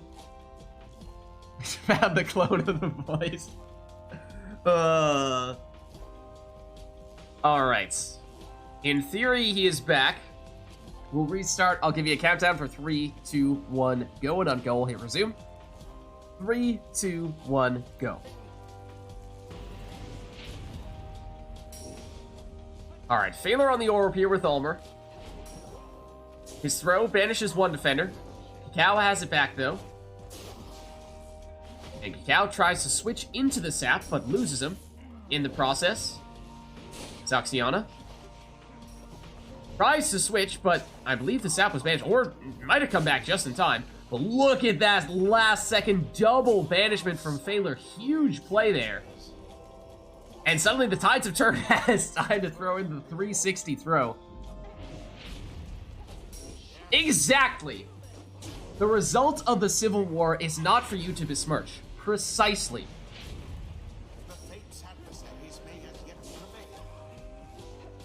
Cow brings back Headwind.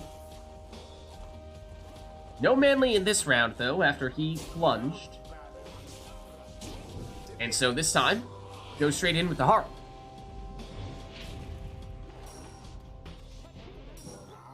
Taylor banishes one with the throw, teleports the orb, and throws this one in for 15, slightly less than the maximum. The cow blocked, switches, banished, banished again. Just the sap back defensively gets banished via the throw, and so Phaler with an uncontested throw here for 20. Cow blocks, switches in, banishes one with Headwind.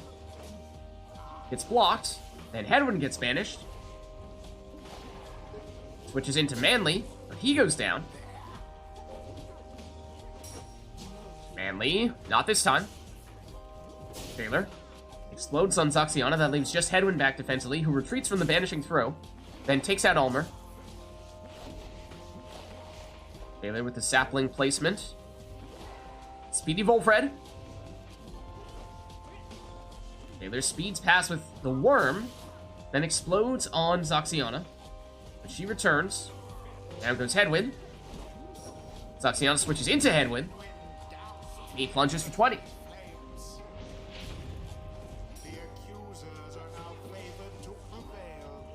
Phaler now. Explodes on Zoxiana, the final defender. Phaler teleports the orb for this uncontested throw. And Phaler is now capable of finishing this with one score, if it is coming from his sap, as that has 25 damage, although, of course, both players with saps may have some rekindling here. Phaler with a chance for 20 damage with Ulmer. But it means, at least with the initial life bar, Cacao is holding on with one Pyre life here. Now with Zoxiana. Switches in to Headwind. He's banished. Zoxiana again. Blocks. Switches. Banished. Phaler with Ulmer. Cacao has it back. Zoxiana switches into Headwind. Banished right on the Pyre's doorstep. Zoxiana again. Banished again. Seize chance active for Phaler. The damage doesn't really matter. Any bit of damage will do. Just looking to trigger that rekindling if it does exist, or if not, then finish the job. Either way, one score, any character, would suffice. Cow. Headwind. Goes down, but gets it off to Zoxiana, who's dispossessed. Phaler with Gilman. Speeds past the sapling before it can get placed. Almost had an opportunity there with Lendl, or rather with a Headwind. Make that over. Quick 9 damage throw from Cacao, but that's not going to change much here. Even with a sap score, Phaler is still holding on, and it is one Pyre life apiece here. You don't see that too often.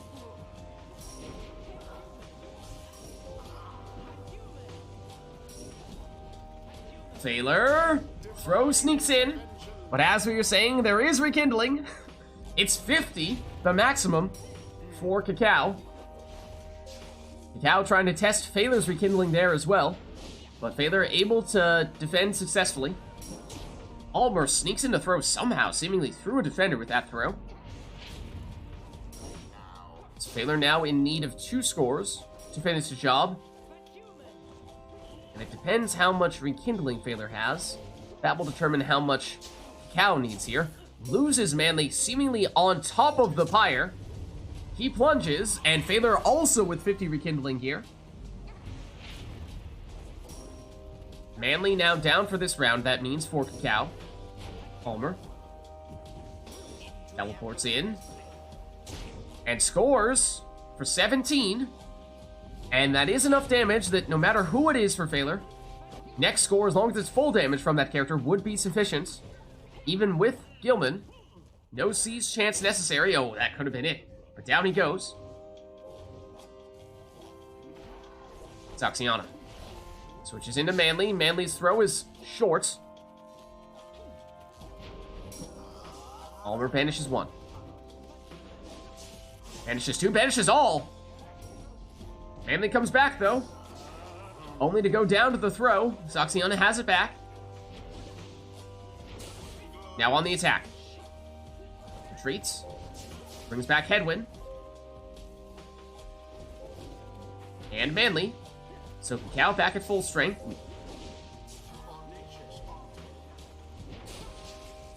Phaler just going back and forth, banishing 1 exile, then banishing another. Has the orb now, but gets cornered. Headwind. Blocked. Series of banishments there. But Phaler comes back with Gilman with the Valiant Return, but now he goes down. It's just Almer. Valiant Return again. And the Worm Speed gets the job done. GG. Good game. Tradition prevails. See, kids, history is cool.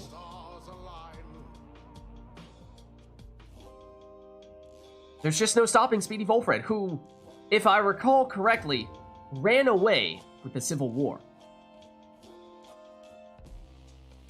Chat, we might need to break out the VOD for that one. Teach some people some lessons about the true origins of the Right Club Civil Wars.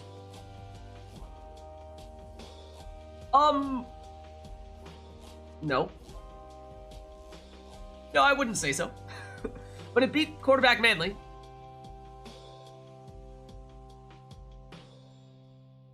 It's a team effort, okay? It's a team effort. Alright, well. Let us turn back on the in-game music here, but let us know, chat. I believe Phaler had said he's looking to switch out there. He may have already done so, in fact. Let me just double-check real quick. He has. So we're looking for at least one to jump in here. And Cacao, how are you feeling? Are you good to stick around? You want to swap out? I think we had said Core might be looking to take Phaler's place, if Core is still interested and available. Cacao's good to stick around. Okay. Yeah, I think that Sap, for a while, was considered at least certainly the hardest class to master. There were a few people who broke one out every now and again. Aqua, back in the day, used to go Sap first and immediately try to put a sapling on top of the orb before the opposing player could get to it. But that's really the only person I can think of who would regularly use Saps in the early days. Okay, Core is good. Let me send him the invite here. There we go. And Core, what would you like today? Would it be Pyre Hearts for you? Yeah, it just felt like something that no one really... I don't think people really realized the upper potential, the upper limits of how much you could do with saps. You know, the exploding saplings were never taken. The nutrition stick was never used. They were purely seen as defensive characters. And so it really wasn't until a year or two later that people started to experiment more with various SAP setups. No, I mean, it wasn't until Anor won a tournament with she'd used Nutrition Stick on Bullfred before the tournament. She'd spent some time practicing it and got very good with it, but it was really just a her thing, and Iroder had done a lot with it as well. They were really the first two to use it to significant effect.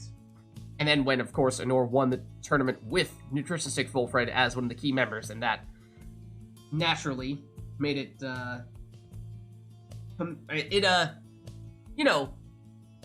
it locked in at least that respect for Nutrition Stick Saps. I mean, if you win a championship, of course, the championship team, there's something to be said for the setup on said team. But anyways, go check out, the VOD still exists, that's on YouTube. So if anyone is interested in seeing what I'm talking about with this whole Nutrition Stick, or rather, Speedy Bullfred versus Quarterback Manly stuff, pretty sure if you just look up Pyre Civil War, probably find it. Speedy Bullfred versus Quarterback Manly. Not sure if I titled it or tagged it with stuff for that, but you should be able to find it. And, of course, for this one, though, we have Core hopping in here to take failure spots. Let me just set him up.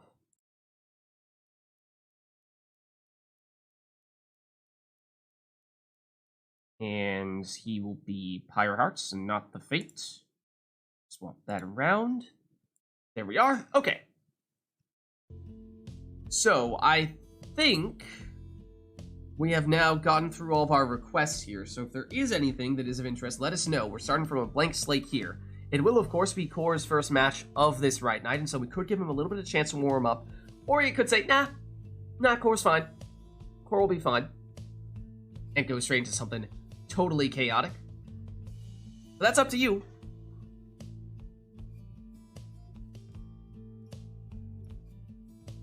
And while you're thinking that over, I might quickly see if I can see how difficult it is to track down said VOD. Let me just see. How well did Lids label it?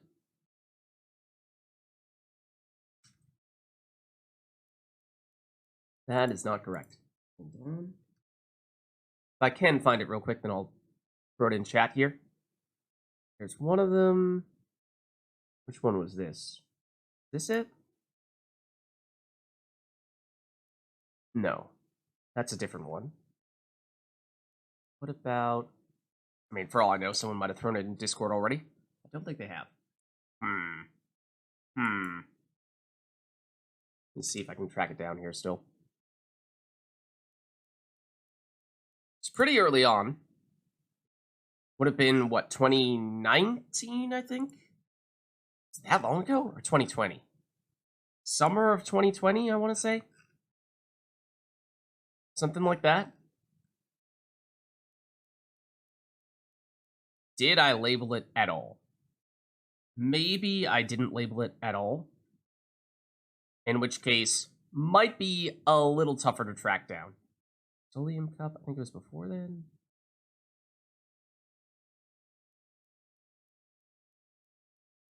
Okay, that might take a little bit of digging. I'll get back to you on that one. But, alas. For this one, not seeing any requests here, so why don't we just hop in and start things up between Cacao and Core.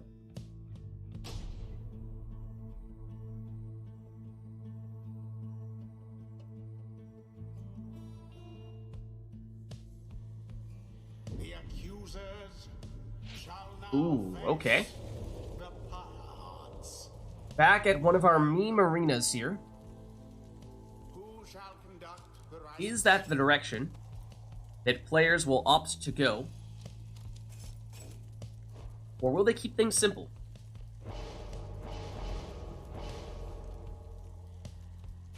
Exile. I believe we saw Cacao lead off with a Prayer Beads Gareth last time we were here. And we saw a little bit of wall bouncing jumps, but Core leads off with a Power Casting Snadra.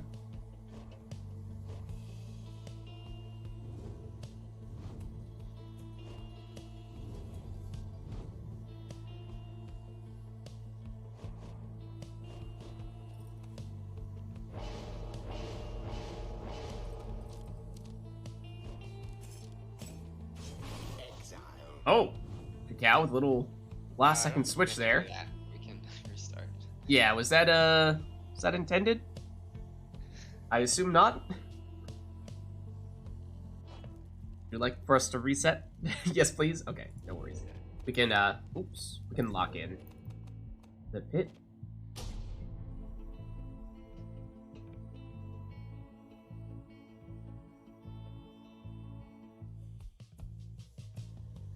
The accusers shall confront the Pyre hearts. Welcome. Who shall conduct the rites? Okay, so yes. Saluting Prayer Beads Gareth in the first spot for Cacao. Core will start with a Power Casting Snadra. And that second exile is a Web Lanthorn Tizo.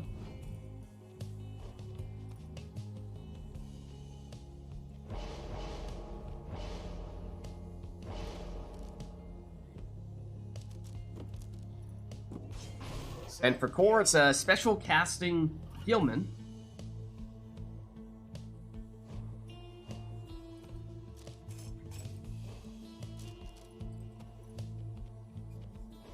I saw that, for the record.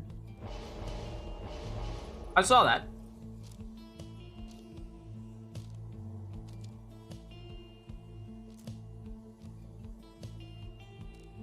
Thought you'd catch me sleeping? You know what you did.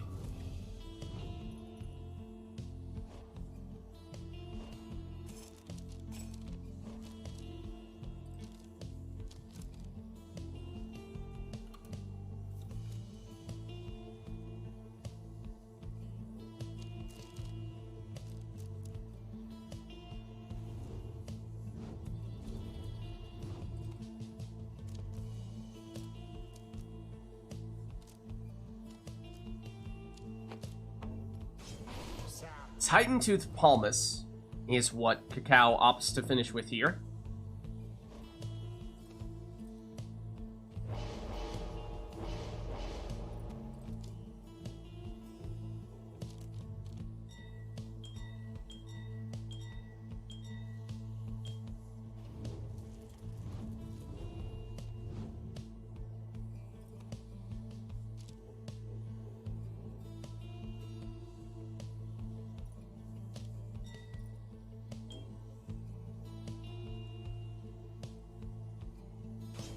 And Core goes for what is almost quarterback manly.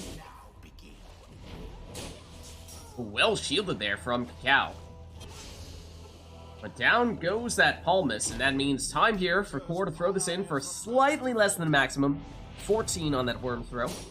Snadra misses on the power cast, but follows up with the banishment. Then the shield takes her out with a deflected cast.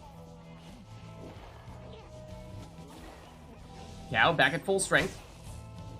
Gareth off the wall, but can't find a way in. Snadra has to go the other way. Down she goes, but here comes Gilman. He's blocked and banished. Cow teleports through the portal. He goes. Gareth, oh, so stylish. Snadra banished. Bring back Gareth. Here is Gareth. Off the wall. Throw is intercepted, though. 4. Loses Manly there. Snadra. Greets. Stunning Claim. Giving him Manly temporarily as the only exile capable of moving. Gareth down. Snadra, oh, huge explosion. Gareth the only one in right now. So time for the uncontested throw. Real good grenade saplings, yeah. Like we were saying before, in the early days, we just never really saw them. Whoa, big wall bouncing jump there from Gareth. But nowadays, those exploding saplings have become much more common. Oh, and Core still able to get that throw off before getting blocked there.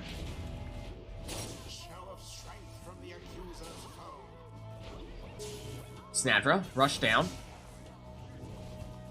Gareth, off the wall, but down he goes. Huge explosion from Cacao. Gareth, oh, teleports the orb, but it was within the bounds of that sapling, so he still got banished.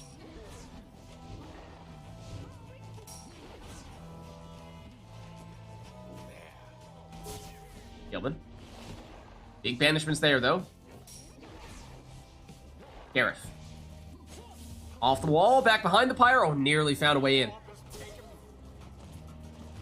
Or with Gilman. Hops over one cast.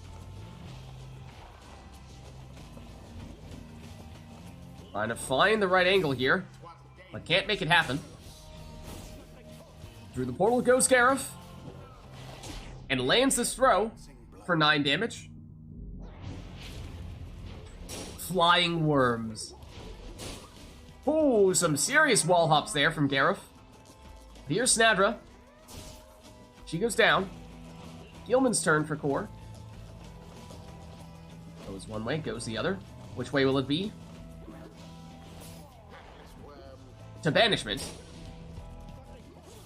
Gareth, oh, might not have had enough on that jump, even if he was not banished. The trajectory was good.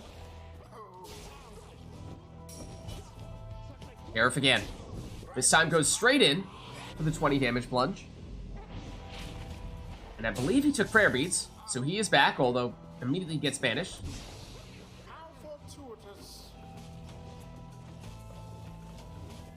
Four. Gilman can't sneak through. Gareth narrowly avoids banishment there. Through the portal for infinite stamina. Off the wall and in! For the supremely stylish plunge. Snadra down even with that shield. Gilman, throw is short. Absolute poggers. Gareth goes to the portal for the stamina. Oh, he's looking for it again. He's looking for it again, and he gets it! As only Gareth can do.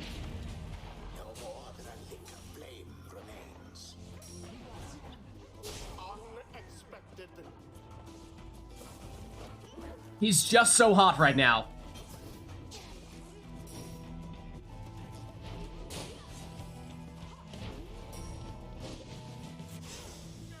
Tread lightly. Snadra. Down she goes. Here's Core. Throw is short. Gareth again. Not this time.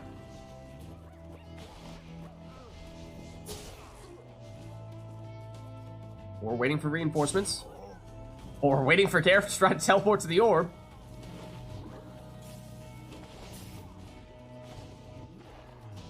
Cacao with it back here. With Gareth. Eyeing the wall jump. Oh, and he nearly had it, but he got shoulder smashed.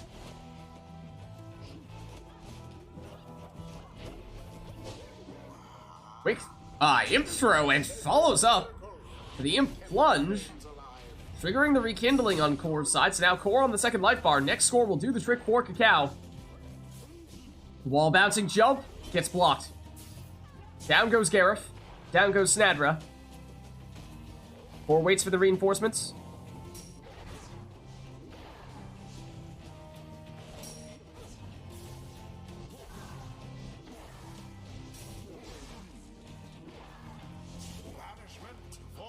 And Cacao defenseless here. So time for Core to throw it in for 19. Might have had time to go for the full damage. Oh, Cacao, hold on.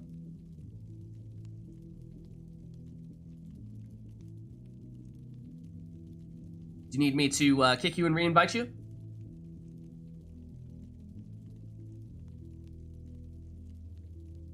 Okay, you're fine? Alright. So in that case, I'll give you guys a countdown. I'll go 3, 2, 1, go. And on go, we'll hit resume.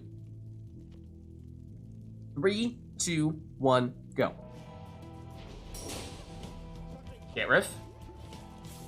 Eyeing the wall jump. Oh, and the trajectory looked good there as well, but he does get shoulder smash. Snadra. Back with it here, but down she goes.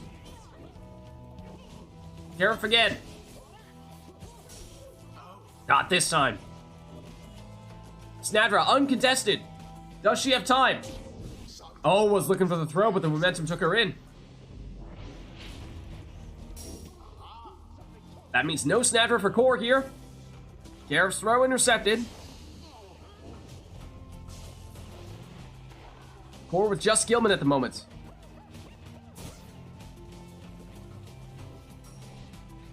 Oh, and he tries to set it up so he has only Manly as the character capable of moving and able to advance a bit, but nothing comes of it. Core blocking that portal play. Here comes Gareth. Fakes off the wall, hesitates just a bit, and it sets up the winning plunge. GG. The reverse psychology play.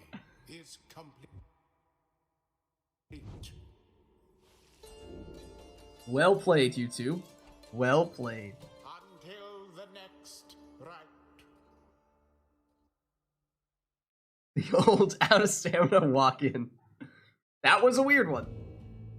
A bit of a weird one. Alright, well, let's reset ourselves here. Well, let us know, chat, if there's anything that you'd like to see or hear for the next one.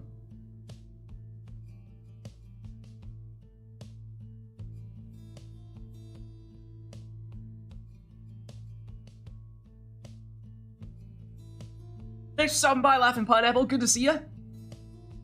Have a good night.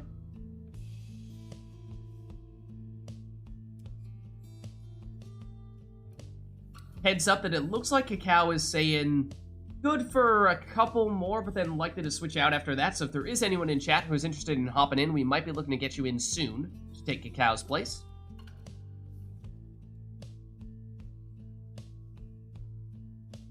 Snake Soul. We don't have that built in, do we? I don't think we do.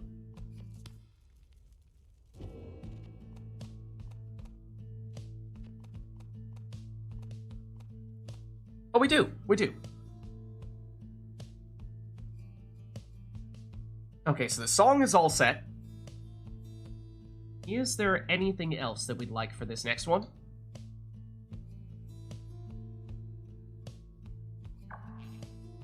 Yeah, no worries. Let me get you back here, though.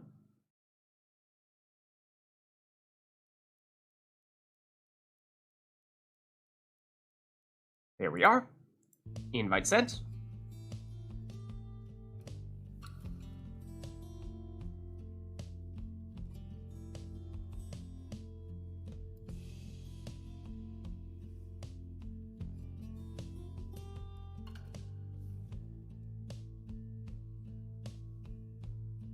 So yeah, is it just the song? Is that all we're looking for? Is that any better, Cacao? Oh, that's not good. Should we try again? Let's try again. It says invited, but it doesn't seem to suggest that you're actually getting in. Okay, new invite sent.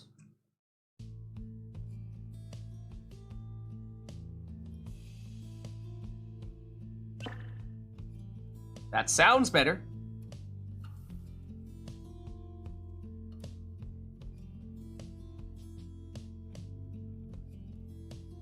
Did that work better that time? There we go. Okay, great. So yeah, we have the song, but that's it as things currently stand. Is there anything else we'd like to have in addition to that? Or is that really all we need?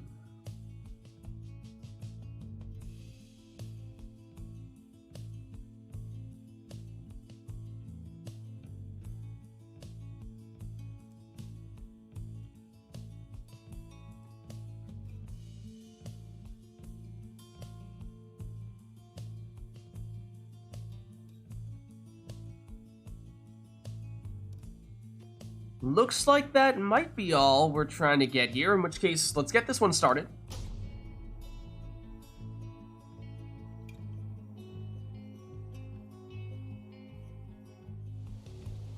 Oh, I hear water.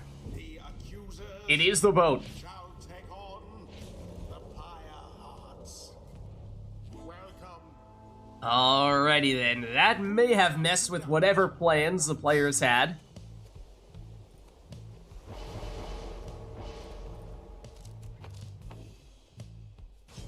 Cacao goes Titan Tooth to Tamitha to stun anyone that she flies into.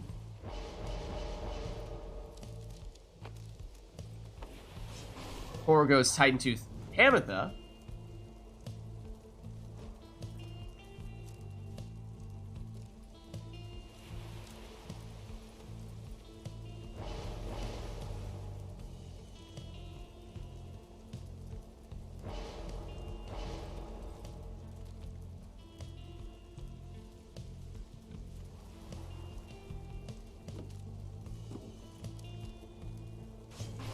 Cacao goes for the extra banishment time on Vids, and that is not a common choice that we see people take. And the 50% leech on Bertrude for core.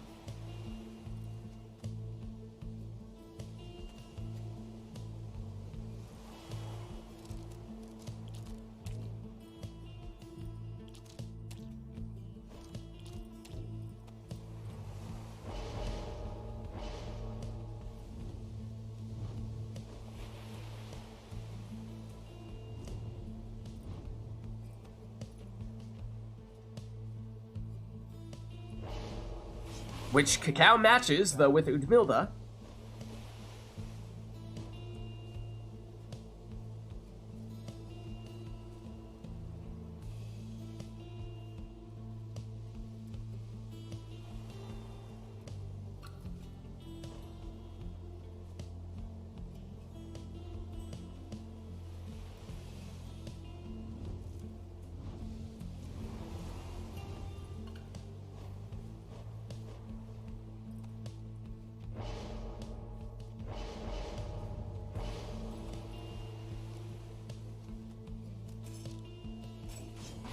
And lastly, Messenger Imp with a Webbed Lanthorn.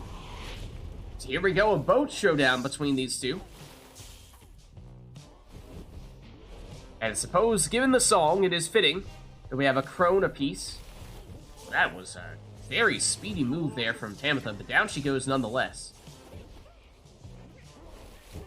Oh, and that could have been, I think, a slam dunk from Vids. We saw a lot of airtime there for Cacao, just opted to double back. And now it's Core throwing it in for 25. Might not have expected to have gotten that extra bit of jumping capabilities there, but of course with demons on the boat, that is something you always need to consider. ARPs collide. They both switch to avoid the stun though. Vids gets rid of Bertrude. Series of stuns. Core was looking to use that portal to get into a dangerous scoring position, but it is Cacao now on the orb. Nearly found the angle. That throw is unblockable, but it looked like it might have been short and or wide. Now Core through that portal. Unblockable throw. Hits for 22.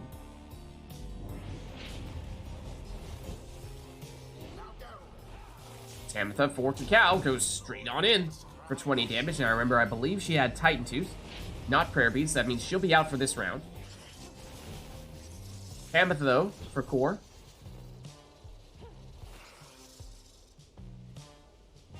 Pinned in the corner. Switches to sacrifice Bertrude rather than Tamitha herself. Vids goes down, and Cacao currently defenseless. Core sees that portal and uses it to set up this 30 damage throw. Not only 30 damage, but remember, also 15 leech as well. So a net 45-point play there for Core just then. Oh, there's Vids on the switch, but still banished. Ametha. Begone, Bertrude. Over one cast. And over the other defender. For 20 damage on that plunge. And that drops Cacao down to just 3 Pyre life. Bertrude vanished. So Cacao perhaps running out of time here. Has the orb back. Oh, and almost had enough time to make a move there, but now no one back to defend. Sakor plunges in for the winning score. The Pyre hearts prevail. GG. Excellently done this time, I must admit. The rite is complete. All right, let's head on back. Until the next rite. And chat, let us know what you'd like to see for the next one, as I think this may be the last one between Cacao and Core, as Cacao had said, looking to switch out in the near future. And that does mean, again, if anyone from chat is interested in hopping in, we may be looking to get you in soon.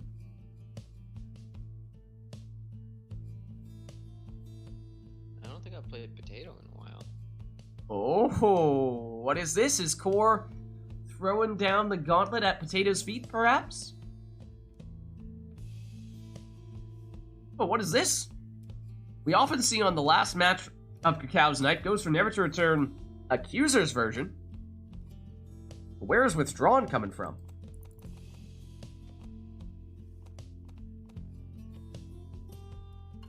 Alright, so Song is all set.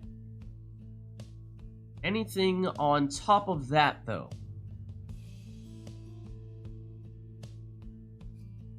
Or will that be all?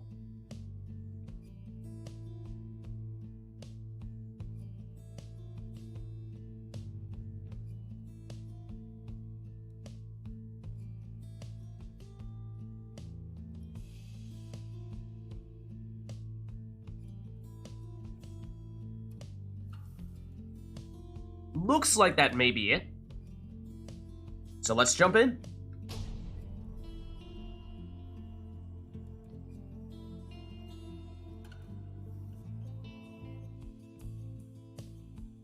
The accusers versus the Pyre hearts. Alright, and it's at the nest. Welcome. Who shall Did see a significant harp presence in the previous match, but of course this being the harp arena of sorts. May see more of that here as Cacao leads off with Luminous Idol, Zaxiana.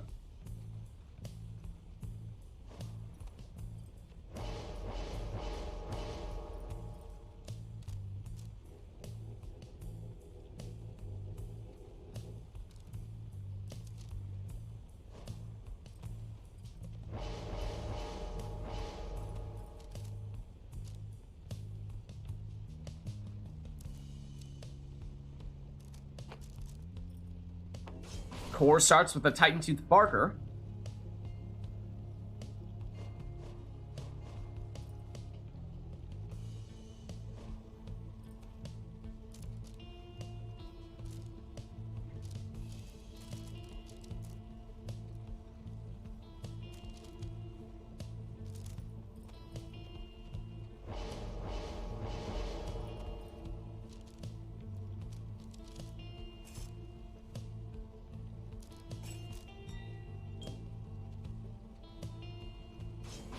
Then Cacao full rekindling on a quick throwing Manly.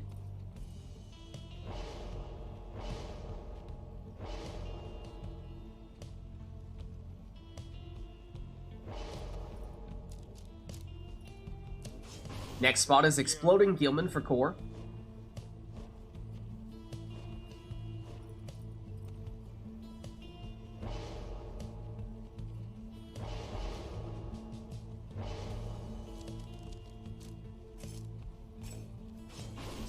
Next one is another sap, also maximum rekindling with prayer beads for Cacao. That means 100 rekindling here, so gonna be a huge second life bar for Cacao.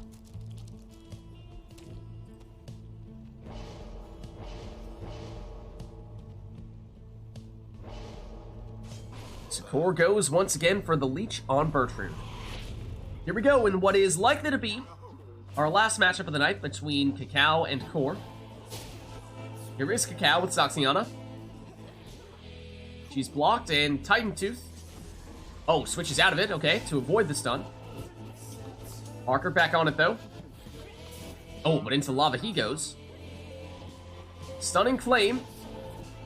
For a second there, looked like it was going to stop Cacao.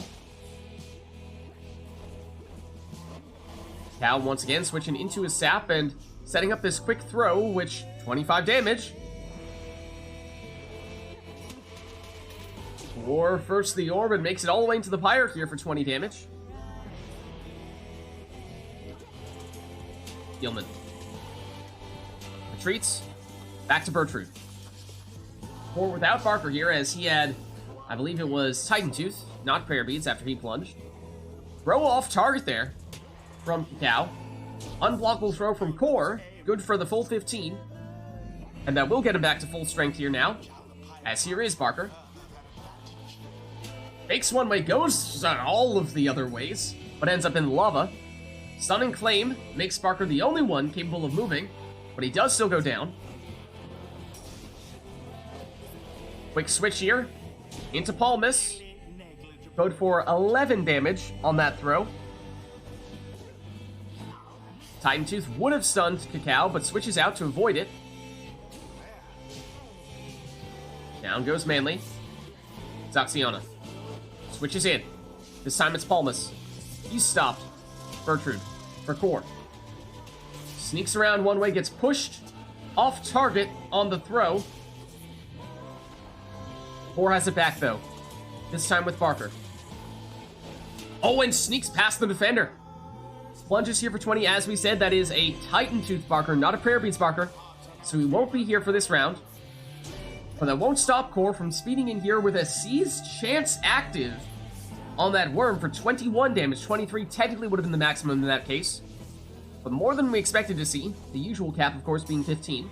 Stunning Claim makes Barker the only exile capable of moving, although he then proceeds to cast into a shielded or sapling and bounces back the cast to banish 2 of his friends. Bertrude, unblockable throw, lands for 19, dropping Cacao down to 5, but remember, as we were saying before, 100 rekindling, so a humongous second life bar for Cacao. Going back to defend, which means time for Core to throw this one in. There is that huge rekindling I was just talking about. And so we are far from done here. But Barker makes it back in for 20 damage. He'll be out for this round. And here's Cacao. Switches into the sap, but it goes down. Bertrude on the attack for Core. Looking for the opening. Goes the throwing route. It's unblockable. Good for 16 damage and 8 leech.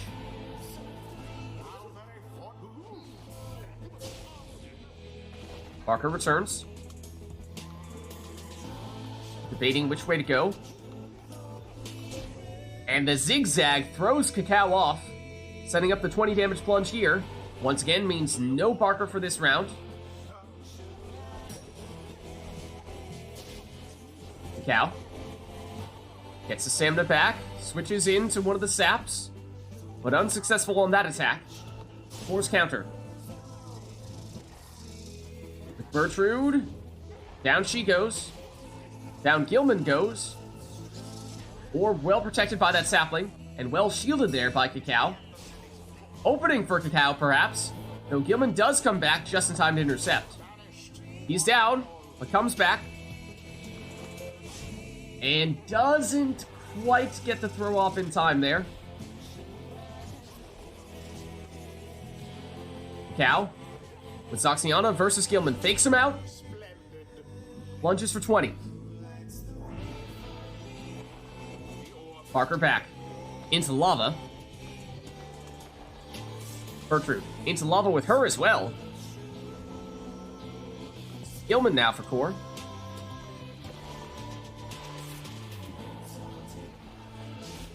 Once again, Bertrude into the lava. Ah, he's trying to set up the Stunning Claim play. Very creative use. Making it so that Bertrude was the only exile capable of moving. At least for a few seconds there.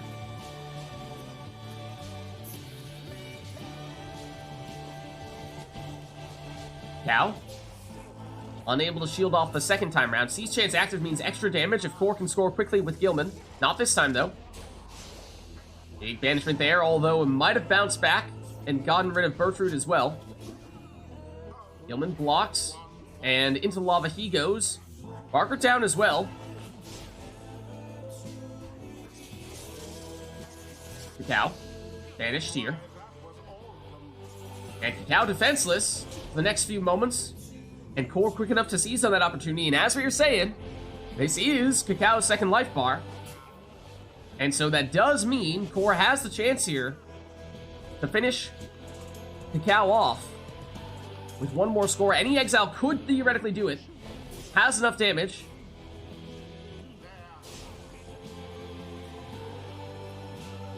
Saxiana switches in, but still stunned. A little bit of time for Core to get the orb back. Barker blocked and banished. Saxiana for Cacao. Opening gear. Switches in for the throw. Point blank for 25 damage. Means Cacao needs 3 scores. Core needs just 1.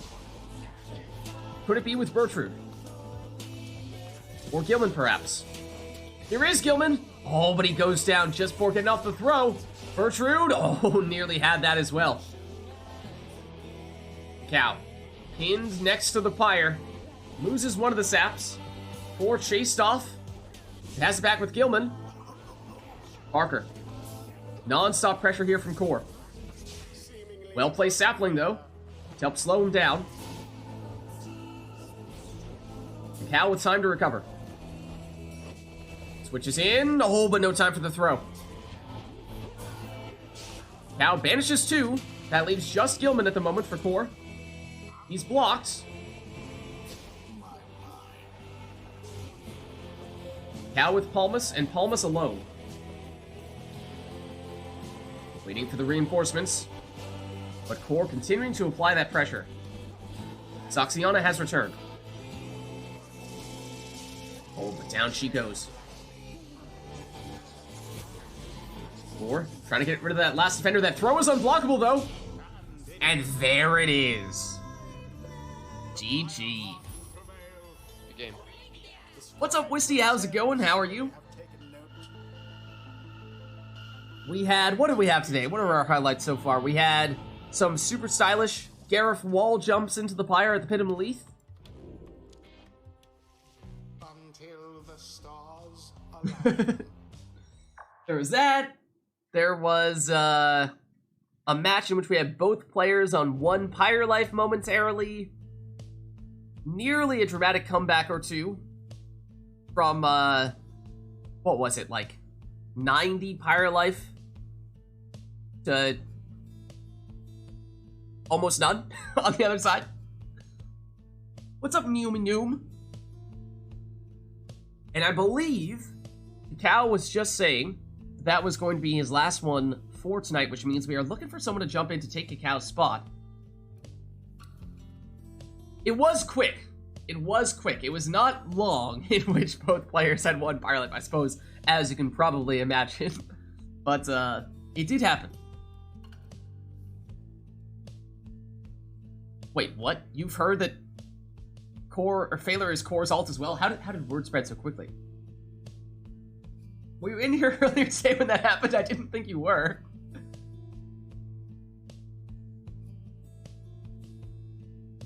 Word travels fast. Word travels fast. Core, you're not supposed to say that. Keep that on the down low, okay?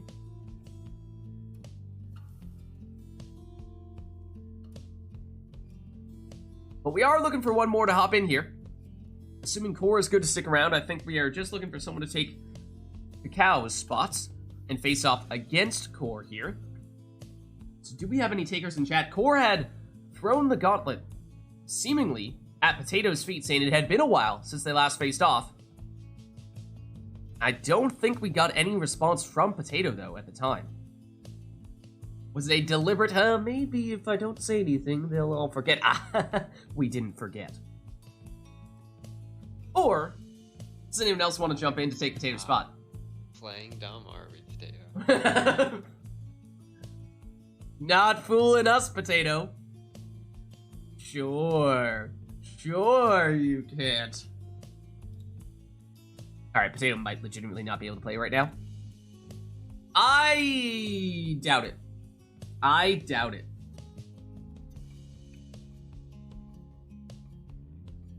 don't believe you.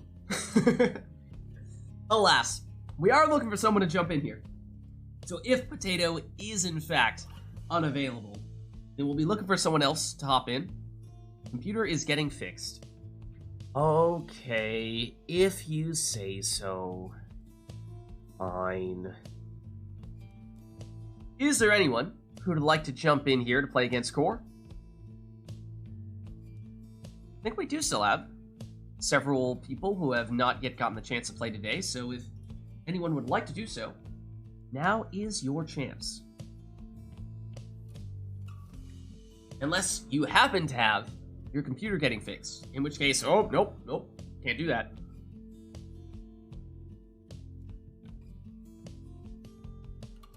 Or should I say, computer, air quotes, fixed, air quotes.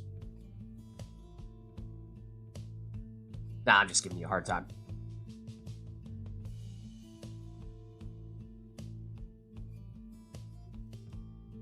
Or I don't know, you might have scared everyone off. It's starting to look that way. Ironer says, just don't have the headspace today. Did an RPG campaign for hours today. Sounds cool. I mean, you can do some mindless Pyre, of course. Doesn't need to be any galaxy brain strats.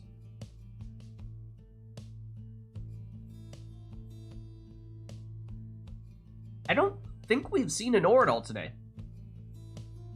I think she's lurking on her phone, though. Hmm. Could be wrong. I don't think I've seen her in chat. Maybe I'm making that up, but I don't think I have. Definitely have not had her in the game, at least, but, yeah. No Honors? No... Oh. What? Speaking of Honor... Lurking here, are we? Well.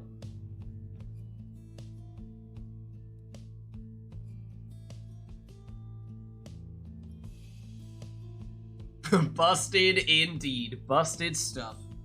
Dave Matthews Band style. Core.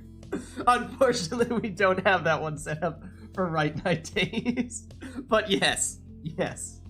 I see what you did there. Honor, would you like to hop in?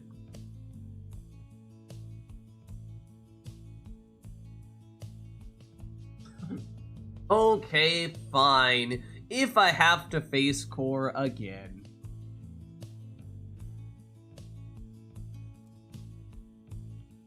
What? What, Potato? Alright, why don't we send the invites to Honor here? I mean, we were talking earlier today. Some people were saying how, what? No Core versus Honor to start the RITE NITE? Is this the end of times?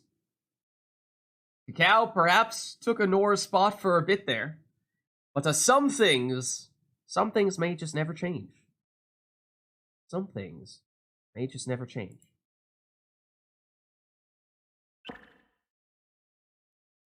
Okay, now I assume... Oh, well. Do either of you want to switch up your triumvirates here? As this is, again, usually the matchup that we sometimes see one of you switch things up so that the colors are easier to distinguish.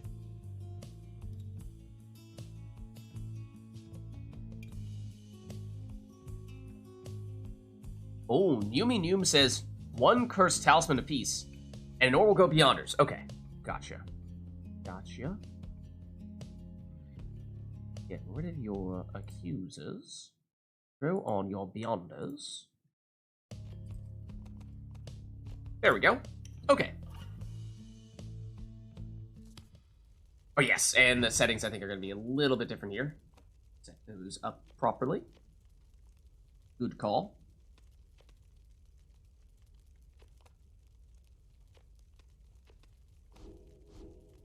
There we go. All right, chat, you asked for it, and here it is. Anor versus Core. Maybe not at the beginning of the Rite Night, but this time we had to build up to it a bit, I suppose. So, is there anything else we'd like to see between these two? It will, of course, be Anor's first match of the night, and so could give her a chance to warm up if you'd like.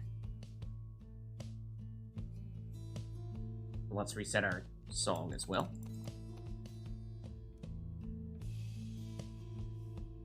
It's one cursed talisman each is currently the one thing that we have. So let's roll with it. I mean... Oh.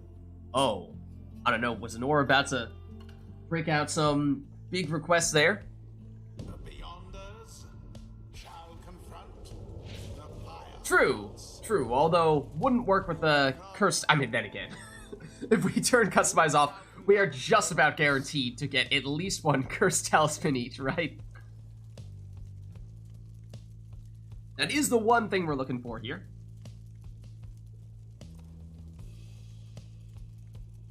Have we had, in the civil wars in which both Core and Anor have taken part,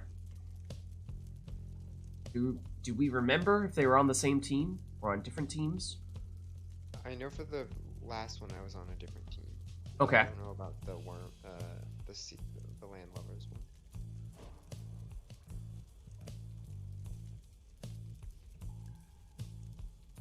Right, exactly, Potato. For only having 3 cursed talismans, somehow there is always a black heart whenever we turn Customize off. And that's what Anor takes here with Pamitha.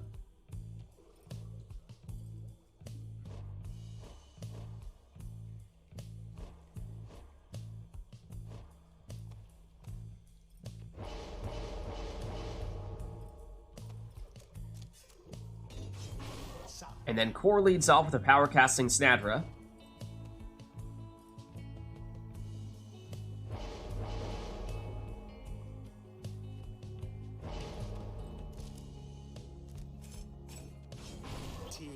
Webbed Lanthorn T-Zone in the second spot there for Anor. Now, we might need to have some people look deep into the code of Pyre and figure out if there's some secret underlying reason why Customize Off always gives us a cursed talisman. Like, it's actually giving you a 10 times increased chance of getting those talismans. Yes, good question. Good question. It is a mod. It is indeed a mod.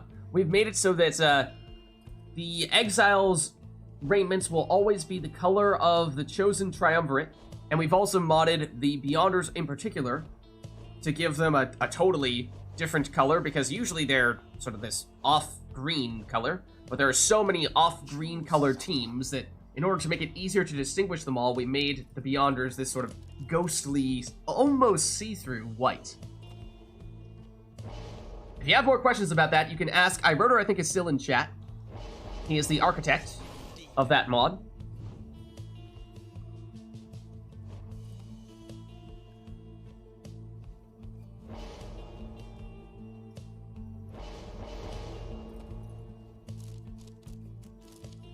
Oh, and look at this.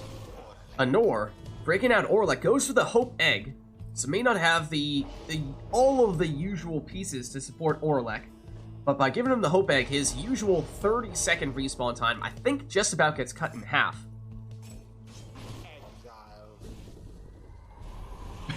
Love it when the AI get Black Hoof and they just don't understand how to use it. True. Here is Orlek, and there is confirmation. Yeah, it's about 15 seconds on the respawn time for him, when usually it would be 30, which is devastating if you don't have a way to get him back, because it is almost like he is guaranteed to be banished for the entire round. Here he is coming back, right on cue. Orlek. On the orb. Down he goes.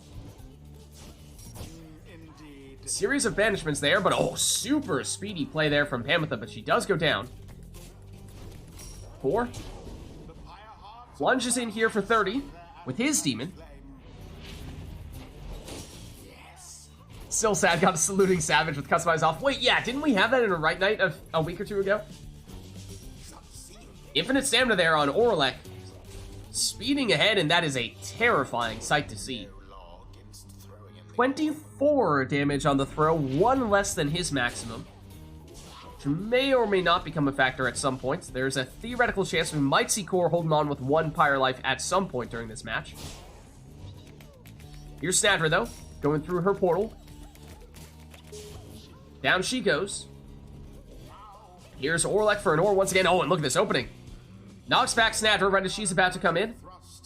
And has to cut the throw a little bit short here. 12 damage to avoid the banishment. Orlek again. Hops in for 25. What does Yeaslog do with 2 human players? Good question. It gives them an extra brain cell. The most OP of all the Titan Stars. We have, on occasion, done that when players have had exams in order to give them the extra brain power. As Core plunges here for 15. Oh, big banishments there from Orlek. Time for an ore to throw this one in for the full 25. Dropping Core down to just 14.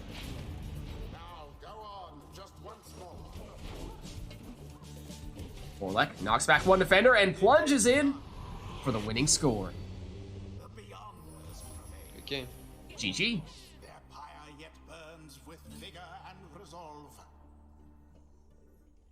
Thus end this night's proceedings. All right, let's head on back. Until the stars align. Saps with more brain cells sounds dangerous indeed. Indeed. You don't see the Orlek plays too often. And Hope Egg is a way to make him easier to build around, because you just don't need to build around him as much. So, good to see. People break him out every now and again. But anything that we'd like to see for this next one, let us know, and we shall make it happen.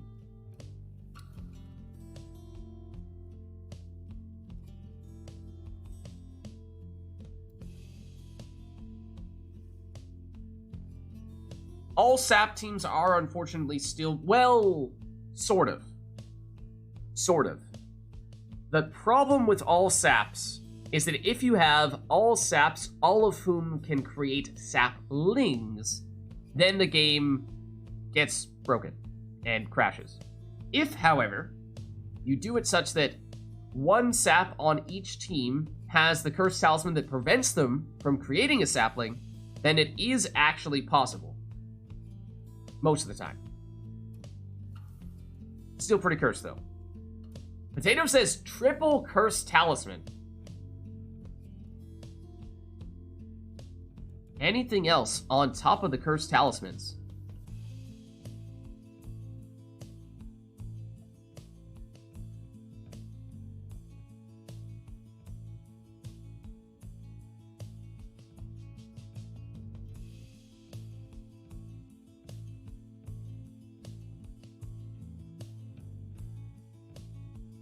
Oh, okay. So heads up, when it comes to the songs, for copyright reasons, unfortunately, we cannot do anything that is outside of Supergiant stuffs. So you're welcome to do whatever you'd like within the whether it be Bastion, Transistor, Pyre, or Hades soundtracks.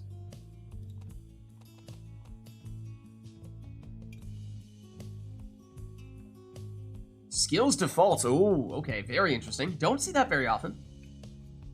Full demons for exiles as well. Water wall? Okay, no worries. That can be arranged. That can be arranged. Let's see.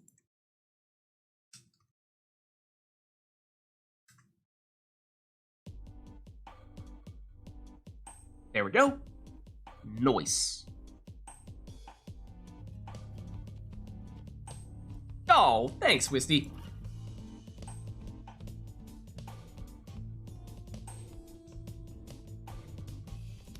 Wonderwall? No. No.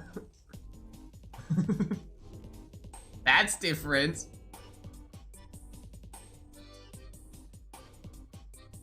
Alright. I think we're good to go then. So, all demons, all cursed talismans, preset masteries, and... Oh, clarifying question. Who was it who did the demon's request? Hold on. Clarifying question for you. Numi Noom. Is Orlek allowed? Because he is technically a little bit different from the other demons. Is Valeth still broken? What? This Valeth was broken? I think he's talking about the default masteries. Oh, are the default masteries of Visbaleth just ridiculously strong or something? Yes, Orlek is allowed. Okay.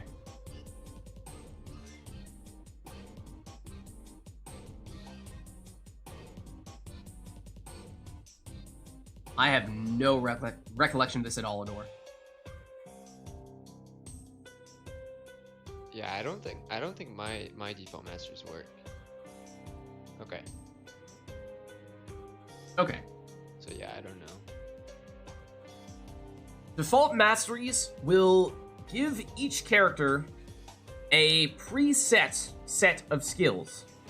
So players will not be choosing their masteries per se, but for example, Ignarius, I think, comes with Brazen Manor, if you were to select him. Whereas Jody might come with Celestial Spike.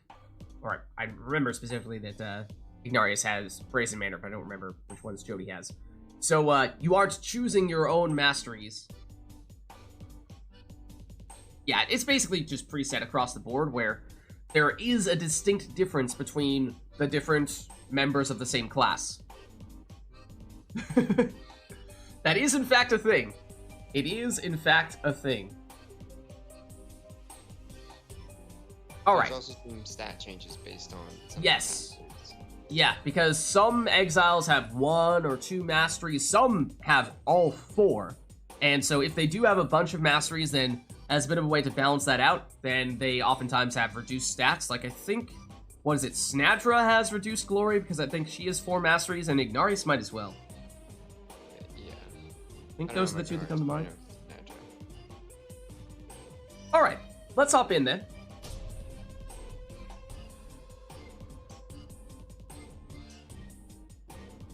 And you'll get a much better sense of it as soon as we get started.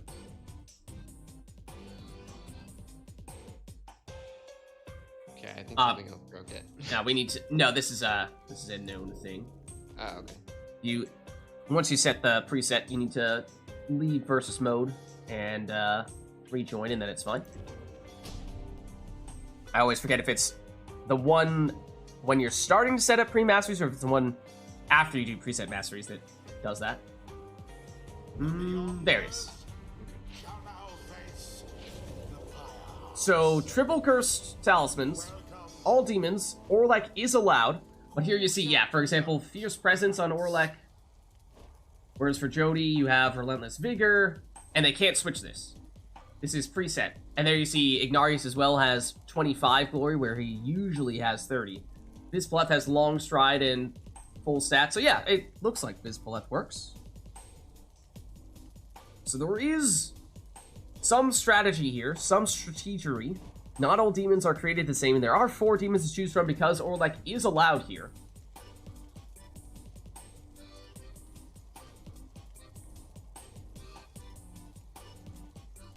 So it's basically a question of which demon do they not want. Blackhoof on Orlek for Nor.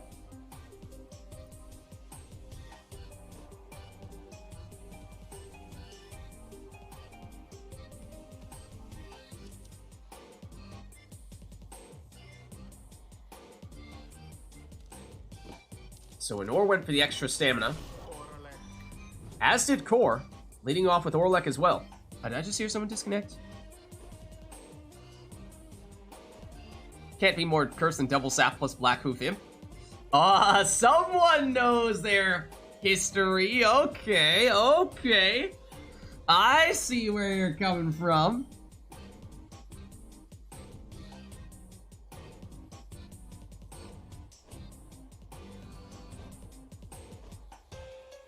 Also, this Nightmare Jodariel is terrifying.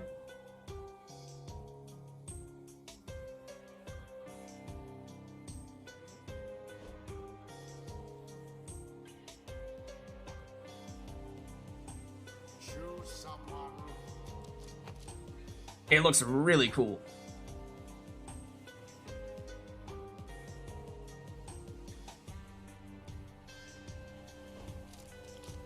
So who is the Nightmare character? It's Ignarius.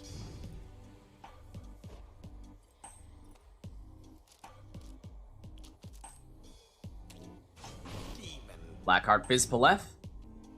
For Core. Jody in the last spot for Anor. Jody or Ignarius. For Core, who will it be? It is Ignarius. So here we go. All demons, all cursed talismans, preset masteries, and both players led off with characters that cannot pick up the orb. So a little bit of an interesting strat, but we'll see how it plays out for them. Anor on the attack here, has the orb back, and plunges for 25. That was Ignarius, as we were saying. Oh, that is a super speedy demon right there. But as we were saying, Ignarius has 25 damage rather than his usual 30 with the preset masteries. It's a balancing act. And that's what we're seeing here as well, coming from Core. And because both players have Ignarius and both players have Orlek as well, that means there's only one 30 damage character on either side. For Anor, it's Jody. For Core, it's Vizpaleth. And so we have seen, as we see right now, sometimes when everyone on the opposing team is banished. Oh, but look at that super speedy Vizpaleth coming through. And so on those occasions, might see players trying to make a point of scoring with their higher damage character. So it's going to take a little bit of conscious effort to get that extra damage.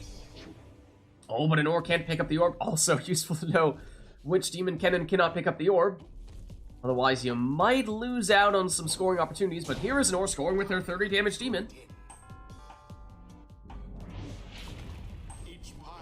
I mean, it's might be the single fastest way of traversing the... I mean, outside of teleportation and switching with the Harp Salute.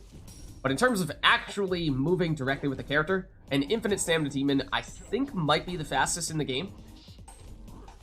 Worms might have something to say about that. Or Lightning Run Curs. So I imagine we might have had some testing on this a while back from Lag Machine. I need to dust off the archives. But Core with an uncontested throw here for 30. Drops Anor down to 15. Which means one score. All Core needs here. But of course those demons, they score for a lot of damage, so Anor just needs 2. So it's still close. Oh, Core able to knock back the defenders with the jump. Setting up the winning plunge. Okay. GG. Let's end this night's proceedings. Alright, let's head on back. Until the next round. Ooh, okay. Another Tariq request here.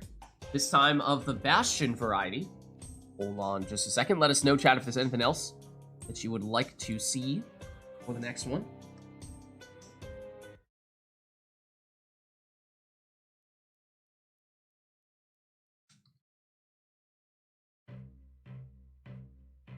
There we are.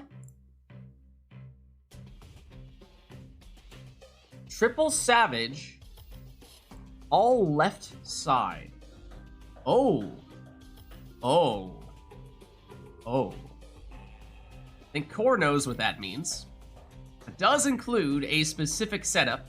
Maybe not exactly the way that he tends to build it, but capable of doing a specific setup that he is known to pull out every now and again. Let's, yeah. Okay, reset ourselves to 4 masteries and whatnot.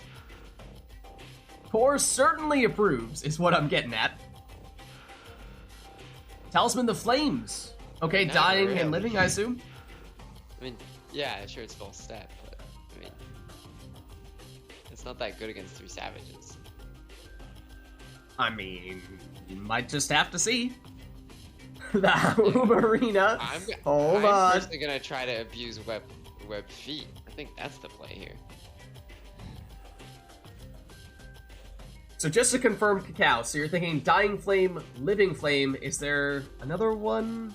Is there a third flame that I'm forgetting about? Yeah, but it's really bad here.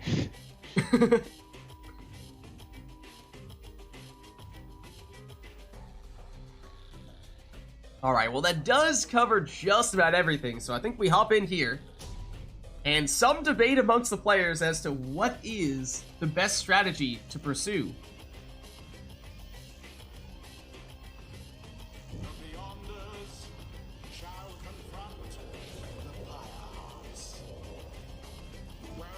So we'll have to see what direction they opt to go in here. But it is definitely triple savage. The flames, so Dying Flame, Living Flame. And I don't remember if there's a third flame or not. I think it's only 2? Okay, so Dying Flame, Yeah. Living Flame, the ones that give you extra Righteous- damage. There's Righteous Flame. There is Righteous Flame. That is a thing. But if we're talking 3 Flame Talismans, that means no room for Bottled Void. Which is, in case it wasn't clear, that was the setup that we were alluding to I before. was not gonna take it. That's what he wants us to think.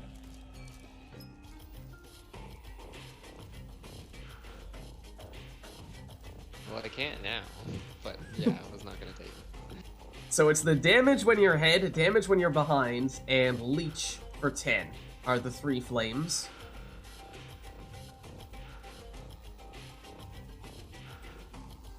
There's also the Flame Leech. I'm pretty sure is the name of the 50% leeching talisman, which may or may not count. There are a lot of flames. It turns out this game is named after a flame. There are a lot of flames. Leech is called the Flame Leech, right? Below Bottled Void. 4 goes Righteous Flame.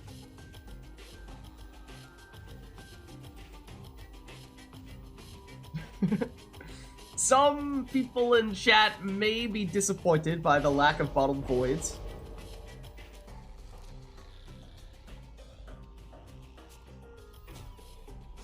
Maybe I can pick Bottle Void if people stop making requests. Oh, so now it's chat's fault. Bottled Flame? No. Not fooling me, potato.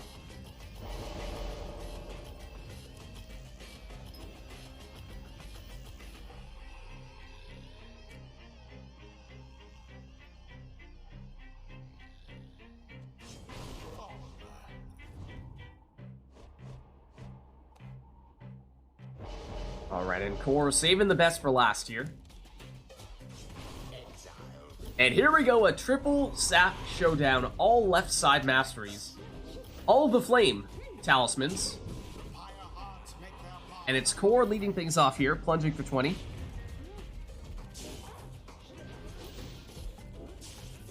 No stowaway for Core now, although has gotten rid of all of Anor's defenders. So time to throw this one in, and that is, just so happens to be, his Savage that had the extra damage, because, remember, some of them will deal extra damage when they're ahead, some when they're behind, and so does take a little bit of additional brain power to try to maximize the effect of that. 4 with the hopscotch from one side of the Pyre to the other, but Anor is unfazed. Do have to love the triumvirate colors, though, the raiment colors for Anor's Exiles here. Once again, Core getting the right exile to score there for the extra 8 damage, and that has added up here to the point where just about any score, even a quick one, would be enough for him. Gareth to the stowaway. Down she goes, and Ulmer the only one back for Anor here. But Core hops over his head, and in for the win. Good game. GG. GG. Did you try to taunt at the start of some of the rounds, Anor? Oops. Oh, okay. Is complete. Until the stars align.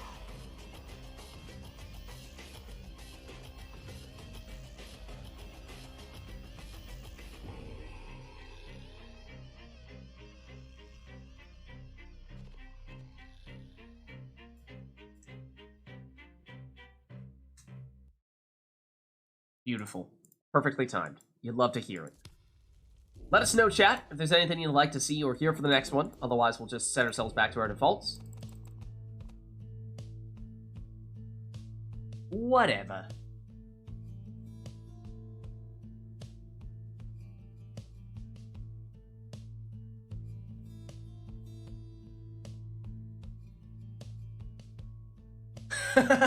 Alright, Potato might force our hand here a bit. Might have been the one most crestfallen by this setup from that previous match. It looked so close, and then the chair just got pulled out from under us. Care of Aoub, Bottled Void. Anything else?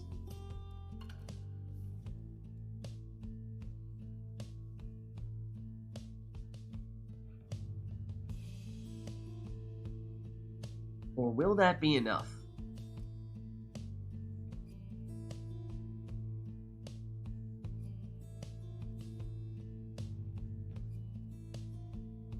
Looks like that would be enough. Oh, hold on. We can fit that in. We can still fit that in. We can make it work. We can make it work. Actually, I suppose we don't really need to... We just tab out for a second here. Oh, we will need to turn the in-game music off, though. Hold on. Give me just a second here. Ooh. To throw in this song. On the Tariq bot side of things as well. Okay, I'm gonna have to double check my spelling on this one for sure. Hold on. Page of the...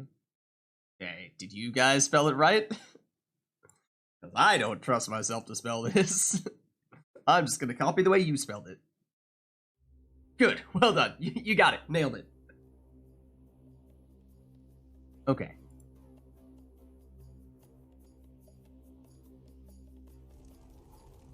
Alright, good to go. So it is the Cairn, which we are already set to do, and Bottled Void, and we have seen Anor in particular tend to use that Bottled Void on imps rather than on savages, which tends to be Core's preferred methodology. For those of you unfamiliar, as this might be our first Bottled Void match of the night, when a character with Bottled Void comes back from banishment, they will suck in neighboring exiles like a vacuum cleaner, and if they are close enough to fall within the radius of the aura, they'll get banished. And so I think both players will be looking to trigger that respawning of the character that has Bottled Void as many times as possible to cause the maximum amount of chaos. In Nora's case, she's going to have a portal whenever her imp goes down and then go through that portal and trigger the Sacred Bond that Snapper has, stepping on the imp's portrait, bringing them back, triggering Bottled Void. In Core's case, it's going to be False Step with the Stowaway. If she gets banished at the end of her jump, she will respawn where she initiated her jump, triggering Bottled Void there. Stowaway down. There's the Bottled Void for Core. So brace yourselves, chat, because this one's gonna get pretty hectic. Core with the throw does land here for 12. Big explosion from Gilman, although it actually only gets rid of one of Anor's exiles there. A little bit of Bottled Void for you. Anor brings back Jody. Jody waiting to go through the portal. Core says, thanks, but no thanks, and yet Anor still finds a way through, getting that infinite stamina on Jody, but not enough to get into the Pyre.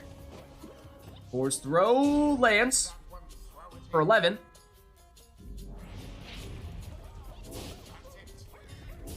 Anor may not have tried to get the orb there. Might have been looking to banish more of the defenders to clear out a little more space. Oh, was that a stunning claim there from Core? Looks like it was. Oh, and look at Jody. Portal takes it right next to the Pyre, setting up this 30 damage throw. Stowaway for core.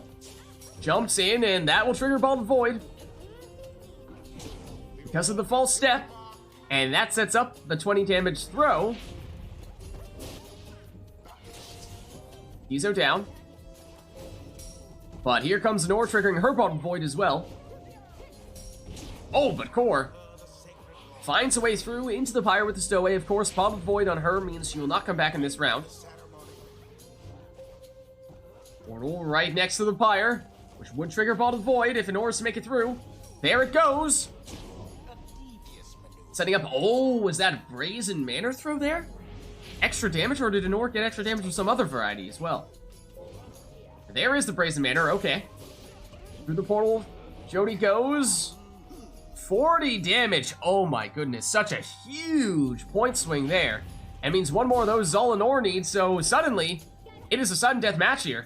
Either player just needs one score. Anor. Series of Bottled Void banishments there in front of Core's Pyre. Core emerges from all the ruckus here with the Stowaway. Oh, and nearly fakes out the defender. But Anor has it back here. Through the portal she goes. Triggers the Bottled Void. Sets up Brazen Manor even though doesn't need the damage. There it is. And Anor with a huge comeback wins it on that plunge. GG.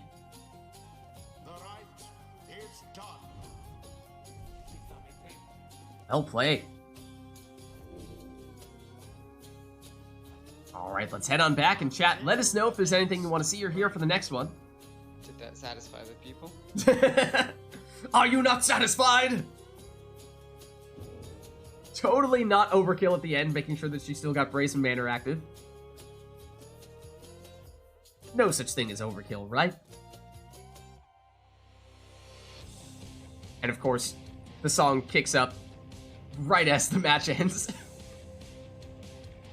Potato's satisfied.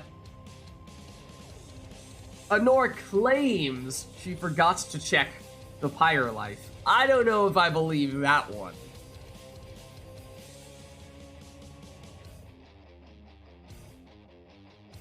Alright, well chat, let us know. Is there anything we want to see or hear for the next one? Otherwise, I will usher TariqBot out here. I mean, he's rocking hard. Don't get me wrong, he is definitely rocking hard right now, but I'm afraid TariqBot, we might need to ask you to leave here. From Olympus, okay. Some new TariqBot requests in that case. TariqBot, hold on just a second here. No more on this song. This time, it will be from Olympus. Like so. Oh, hold on. Lids, you have to tell TariqBot to play from Olympus? True. True. There it is. Okay, then we had Talismans, Jeweled and Runed, the bands, the rings. And also an Exiles request, okay. I see the request, I didn't see what you said, though, for it. Okay, so yes, rings. What do you want for those characters? No worries. Yeah, I saw your request. But let us know what you'd like to see. Imp. All imps? One imp? Two imps? Any variety of imps?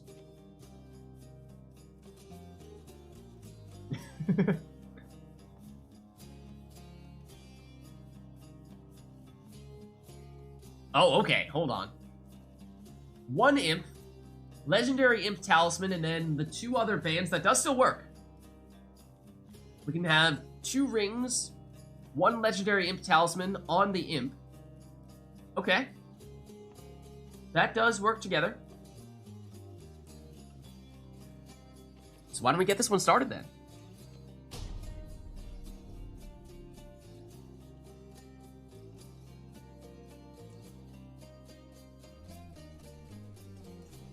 The Beyonders versus the Pyre Hearts. Welcome So 1 imp with the Haub's Wing legendary talisman. The rites. Iggy's birthday was 4 days ago, for the record. Oh. And 2 rings. As we have said earlier today, those infinite stamina demons, which is what you can get with the double ring setup, is quite effective. Might this be the time when we see some double ring demons? It's possible. Oh, brutal. For the 3rd best demon. Ouch. That is what Anor goes with here. Alright, I mean, now you have to tell us what your order is of demons. You can't just say Iggy is your 3rd favorite demon and not tell us who number 1, 2, 3, and 4 are. The disrespect. On his birthday, no less. Jody and Orlek? Okay, so they're 1 and 2. Then Viz Paleth, just casually sitting in the back, 4th wheeling it. Jody, Iggy, Jody. Tizo.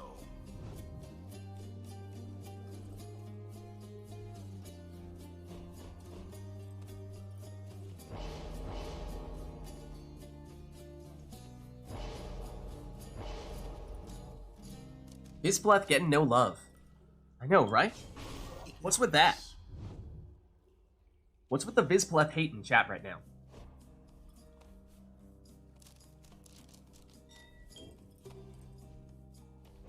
Whoa!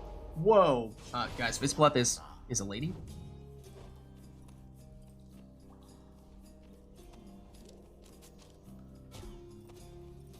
Is Ironer still in chat? Cyroner is our probably most devoted Vizpleth player. Always using Vizpleth as his preferred score. I feel like we need Ironer to set chat straight here. But alas, here is Nor getting things started with a speedy demon plunge for 30 damage from Iggy, the birthday boy.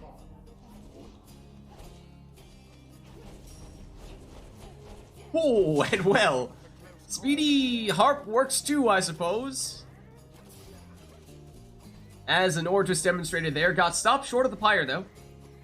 Core setting up the Brazen Manor on Iggy.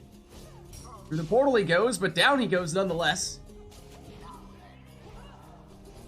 Anor, bit of a head start. Goes to the throwing route there for 12. There we go. Set them straight, Ironer. Enough of this Vizpleth hate.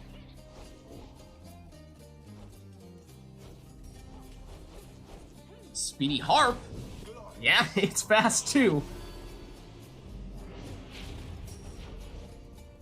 That means no Pamitha for Anor here, though. Though Anor deliberately sets up the infinite stamina portal, although he's wary of Core's big cast that he's preparing to make. Through the portal, Anor goes for the infinite stamina. Knocks back one defender, banishes the other. Has the orb back, but I don't think has the infinite stamina any longer. So might look to go through that portal once again to get it, although down goes Iggy. And now it's Core putting on the pressure, as Anor has just 1 exile remaining. And exile goes down. So Core with the 40 damage counter plunge. Potato, how dare you? It was dangerously close. Pamitha uncontested for Anor here. So time to throw for the full 20. Vizpaleth is my mom, says Wisty. Now there's a plot twist.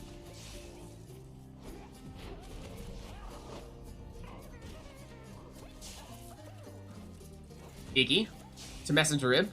Down goes Iggy, so just Messenger Imp at the moment for Core. Has the infinite stamina.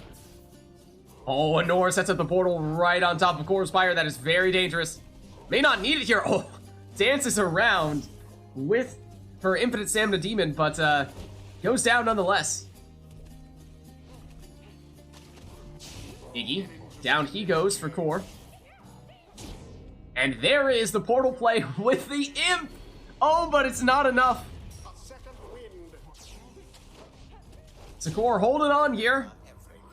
and continues on with a 15 damage plunge. Demons look sick in the Pyreheart's robes. Everyone looks sick in the Pyreheart's robes. Oh, and a Nor. Oh no, with the BM.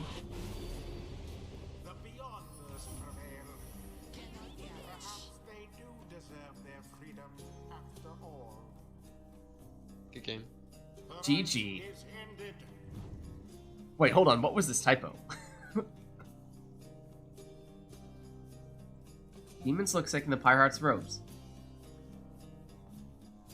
Oh, Demon. Demons. Now I see it. Well done. Well done. Fair. Fair. Were the stars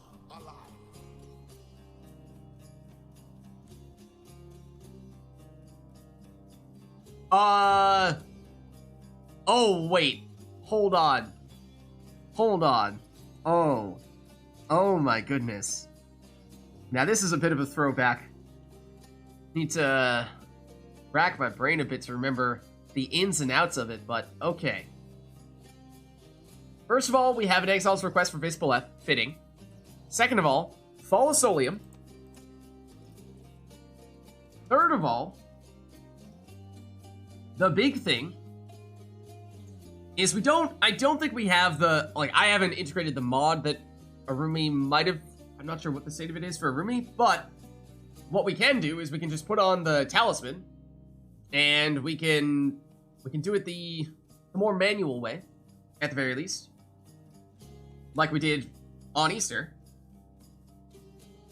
Exactly. Okay, so, as a reminder, for chat, for those of you who are unfamiliar with this, it is a special alternate objective game mode of sorts that we broke out for an Easter RITE Night, in which we will have players use the talisman. What is the name of the talisman? I'm blanking out on it, but the one Fairy that... Spirit. Fairy Spirit, thank you. Fairy Spirit is the talisman that when you banish one of your opponent's exiles, it will spawn in a moondrop, little globules, that, they look kind of like Easter eggs.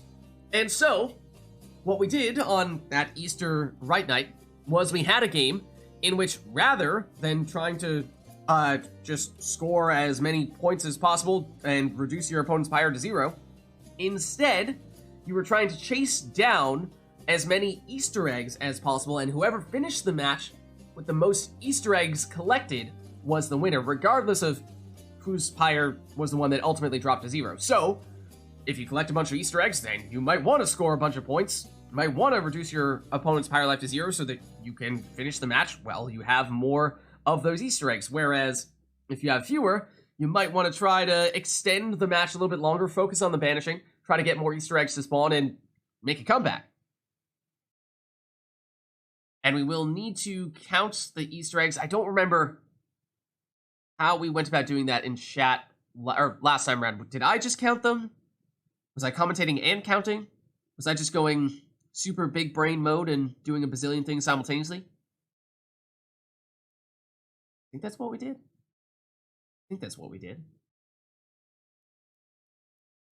It's been a while, though. Okay, let's put back on the in-game music.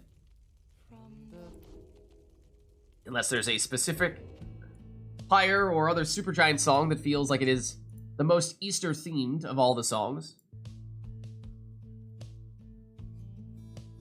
But okay, so again, it is Fall of Solium, must use Visible F, and must use the Fairy Spirit Talisman, and it is up to you to collect as many of the talismans, or rather as many of the Moondrops as you can, because that is how we are going to determine who wins this match. Falcon Ron, good choice.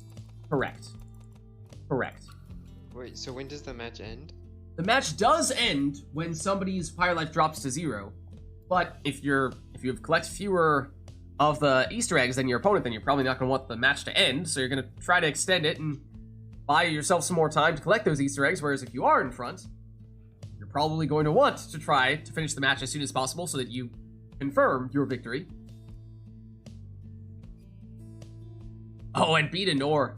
Just going for the Knights of the Sea, but no, not this time.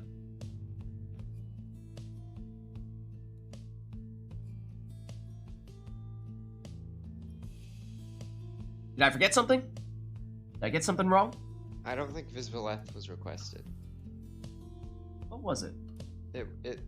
Potato said Visibileth, but Cacao did the player exiles and said my favorite tactic, but I don't know what that means. Oh. Like that was a mistake. Oh. True, that was not. I just assumed that was Potato's request. It was not.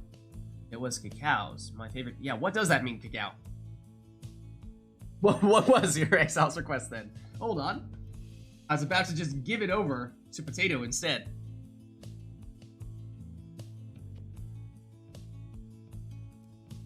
Harp, Sap, Imp. Harp, Sap, Imp. Okay. Okay. Any questions about this alternate game mode? Anor, Core, you two feeling like you understand what we're doing here? Exactly. Collect as many of the moondrops as you can. We'll keep track of them. And whoever finishes with the most moondrops collected at the end of the match will be the victor, rather than whoever actually loses all their Pyre life who still has Pyre life at the end of the match. And so, again, depending on how many of the moondrops you have, you might want to score, you might deliberately not want to score, you might want to instead focus on banishing your opponent's exiles, getting more moondrops to spawn, and collecting those, so that you have some time to make a comeback first.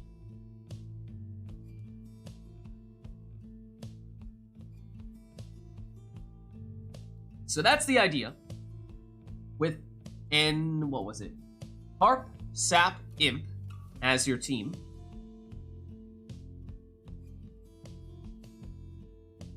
One of those exiles must have the Fairy Spirit in order to spawn in those moondrops in the first place.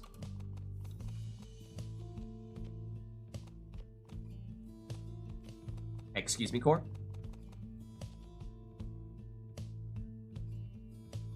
And any order. Okay, sounds good. I think we've got it down.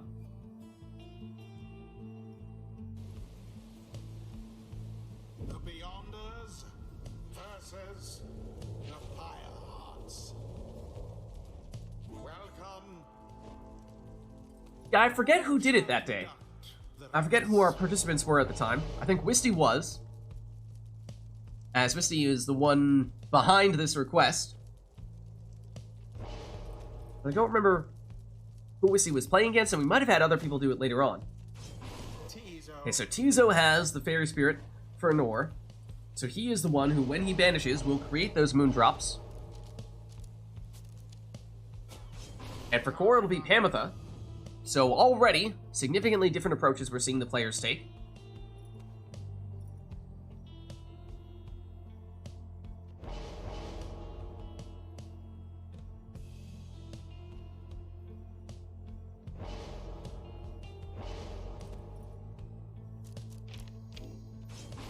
Anor goes Nutrition Stick on Volfred, so both players have taken their necessary talisman.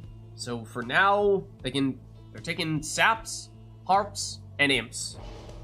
The talismans and masteries are up to them from here on out. Core goes for Quick Throwing Manly. And of course, with this alternate objective, it's not so much about outscoring your opponent. Yeah, you may want to be able to score quickly and efficiently when you are in the lead in terms of collecting the moondrops, but that is the primary objective, is finding the best way to collect those. So Anor goes Titan Tooth on Pamitha. Core's last character here is his Imp, which he'll use for super portals. And with the Web Lanthorn to bring back more of his teammates. So here we are with Easter mode. Whoever gets the most moondrops will be the winner, and that is 1 to Anor. 4 on the orb here. So can score if he'd like, but of course needs to be mindful of how things currently stand from a moondrop collection standpoint. Things currently 1-0 Anor. Another moondrop. Core picks it up this time. Now we're tied 1 apiece. 4. Throw is intercepted. Big on, Volfred.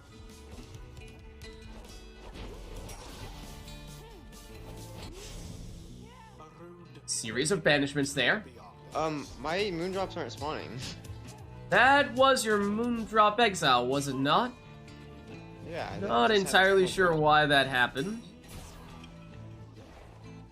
Let's keep an eye on that, and if for some reason it continues to go that way, then we can make an adjustment here. Oh, I think I know why. That was a Moondrop that Anor picked up there, but I think your explosions with Last Laugh do not do it.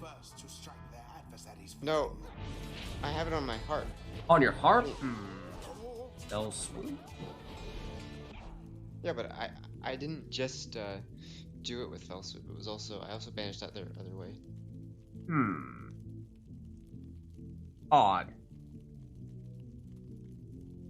Why is Pam banished? I did not see. I cannot answer because I did not see.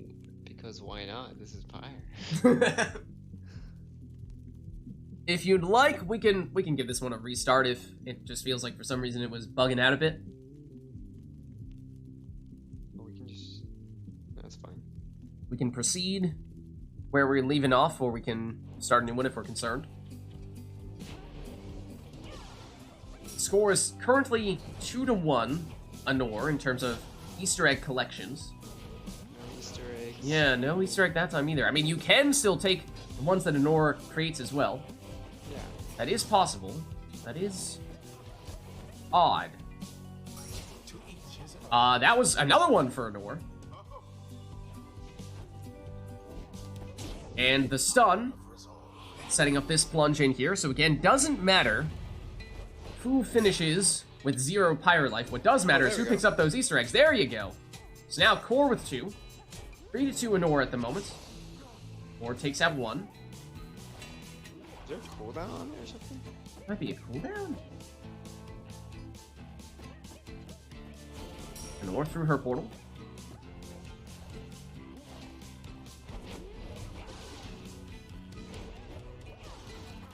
And ordinarily dodges that cast there. Moondrop is open for the taking here, but no one is back. Who will claim it? It's closest to Core's Pyre. Core rushes over to grab it, and that levels the playing field at 3 Easter eggs apiece. Another Easter egg. Janor nabs. 4-3 Anor for Easter egg count.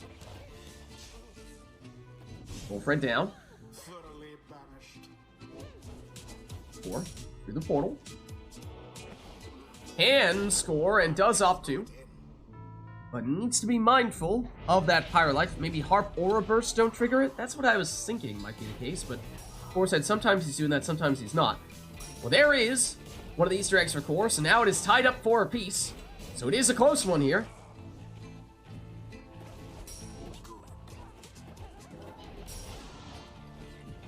Another Moondrop. Who nabbed that one? I think I got that one. I think that was Anor through her portal and Core got the Moondrop. Yeah. That's 5-4 to Core. He is now taking the lead.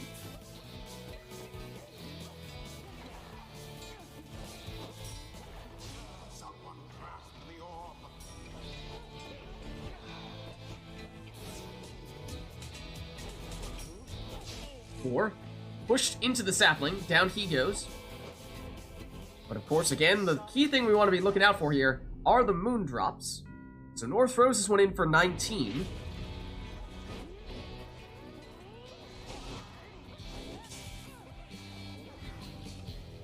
That didn't spawn a moon. That one didn't spawn one either, yeah.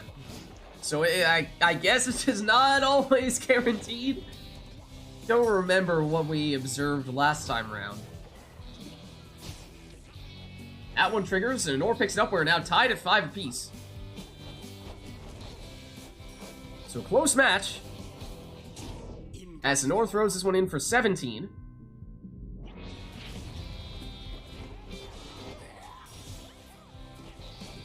Moondrop for the taking. Anor grabs it. 6-5 Anor for Moondrop count.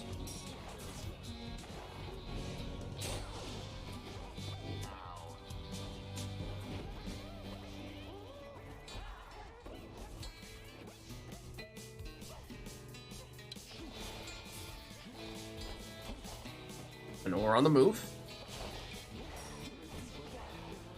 Setting up the throw, no time for it though. Or goes down.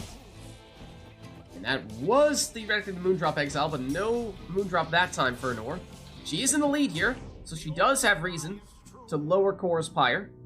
As if she's quick about it, may be able to seal the win here. Another Moondrop, an Or with now a 2 Moondrop advantage here. 7 to 5 in total. So Core in need of some more Moondrops here.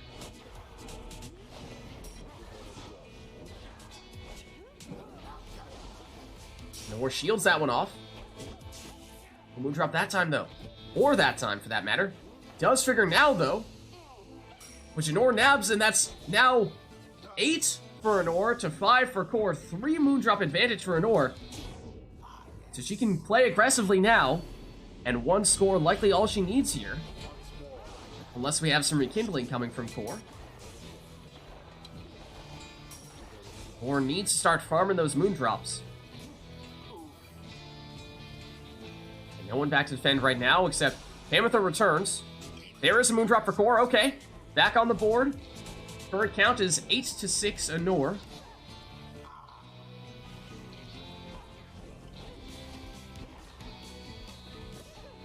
Anor on the attack. Has it back.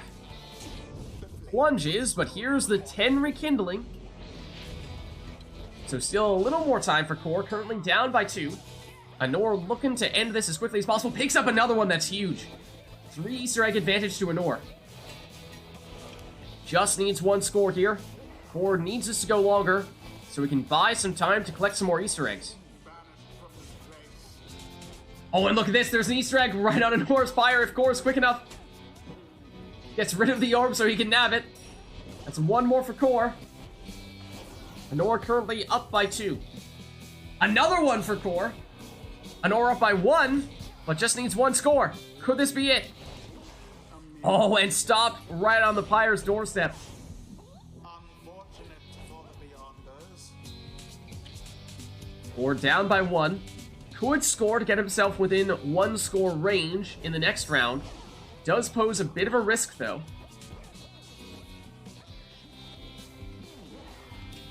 Anor through the portal. Oh, looking for it. Just going for the finishing move right there. The Core up to the task, but that portal for Anor is right on top of the Pyre.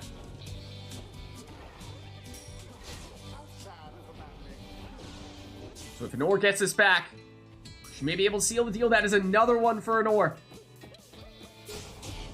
And there is the winning plunge. Good game. GG. Their pyre burns, whilst that of their adversaries is but ash. Thus end this night's proceedings. So again, the alternate Easter egg hunt mode, which I can't remember how exactly we ruled out or worked around any of those issues, if we even had them pop up at all when we did it last time. Felt like it went smoother then, but I might just be glossing over the details. And as I said, I think Arumi was, at least in theory, messing around with a mod in which it was an entire alternate game mode in which, rather than having to manually keep track of how many of the Moondrops you picked up, it would have it so that every time you picked up a Moondrop, it would reduce Pyre life from your opponent's Pyre, so that way, once your opponent runs out of Pyre life, you win. But instead of plunging, you do it by collecting the Moondrops. Alright, and Anor has turned Customize off here. So that means randomize Exiles, Masteries, and Talismans, of course. Won't even get to see what they are in advance, just going to get thrown straight into the action. And I think we did have a Knights to the Sea. Yeah, it was just a second too late last time round. There might be a global cooldown on the Fairy Spirit. That might be it. That sounds vaguely familiar. That sounds vaguely familiar to me.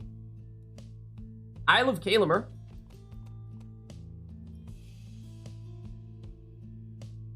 Anything else we'd like for this one?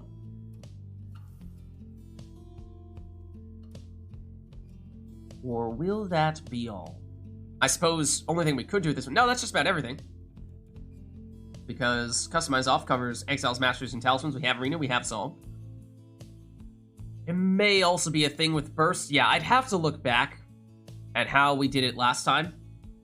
So I don't remember. I thought I remembered it being more straightforward last time.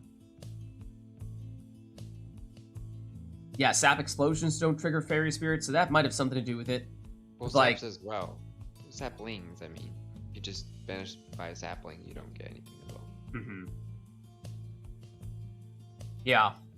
Yeah, so that, the Fell Swoop Harps, the Infinite Stamina Portals also mess with me big time, because the easiest way to tell if somebody picked up, or who picked up the Moondrop was just looking at who got the Infinite Stamina, so having you guys occasionally go through portals to get Infinite Stamina is like, did you just pick up an Easter egg and I missed it, or did you just go through a portal?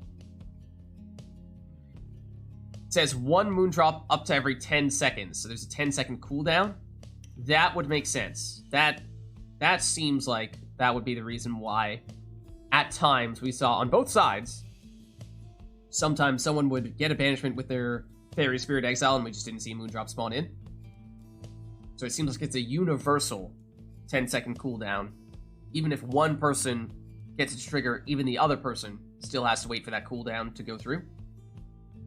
But anyways, it's a fun little alternate game mode that I think that specific Exile setup, I guess Mastery setup to a certain extent, might make it a little bit tricky with the Saps and the exploding Fell Swoop Harps, like we were saying, but is theoretically something that you can experiment with if you'd like. But for this one, Customize Off, I like Aylmer, nice to see. Let's get going.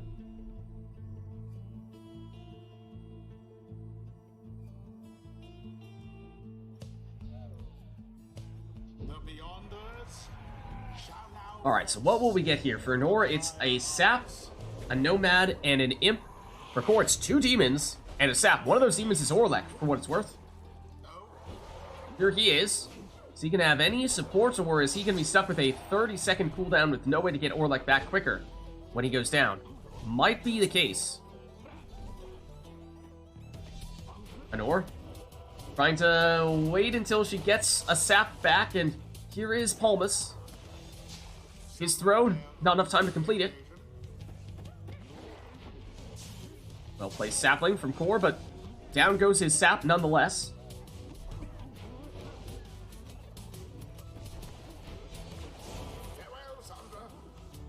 Oh, Blackheart. Well, as we were saying, there is always a Blackheart when you turn Customize Off. In this case, it's Core with... Is it Orlek?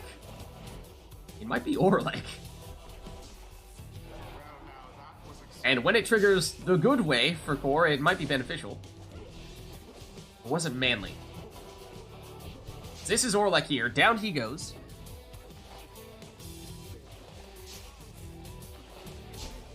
Definitely not Jody.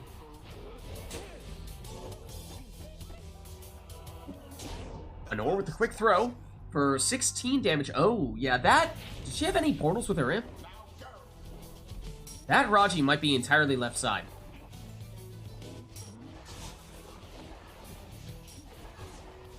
Exactly.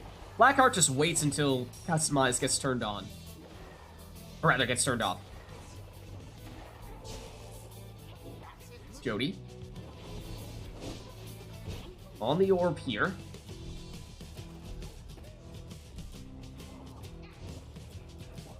Waiting for the right time. But that was not it. Almas.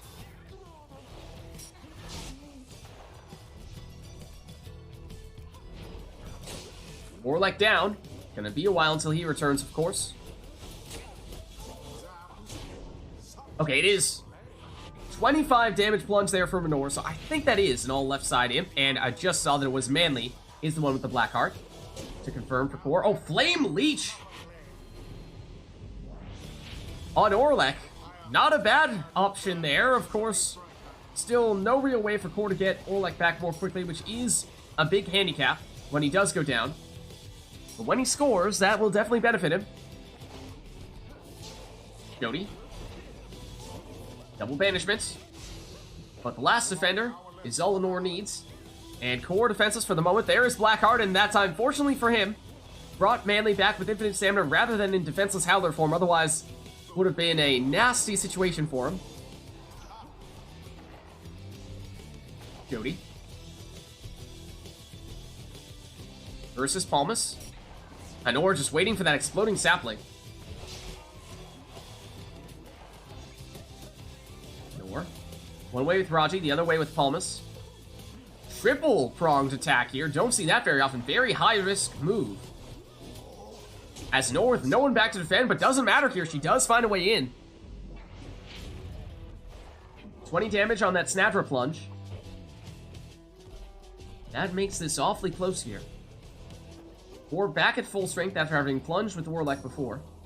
He does have Celestial Spike with Warlek. But down he goes after that cast gets bounced back at him from the sapped shield. Raji. A little bit of room here to move in. Or does still have someone back defensively, but not going to stop Anor from plunging for 25. And Philum, thanks for the follow. Hope you're enjoying the stream. Doing some multiplayer Pyre here. Customize off, no less. So totally randomized teams.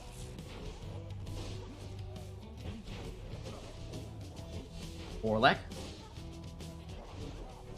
Does have Brazen Manor, so has the extra damage and has the leech if Core can make it in, and he does. That's huge. 37 damage on the plunge, and I think it rounds down to 17 on the leech. For a huge point swing.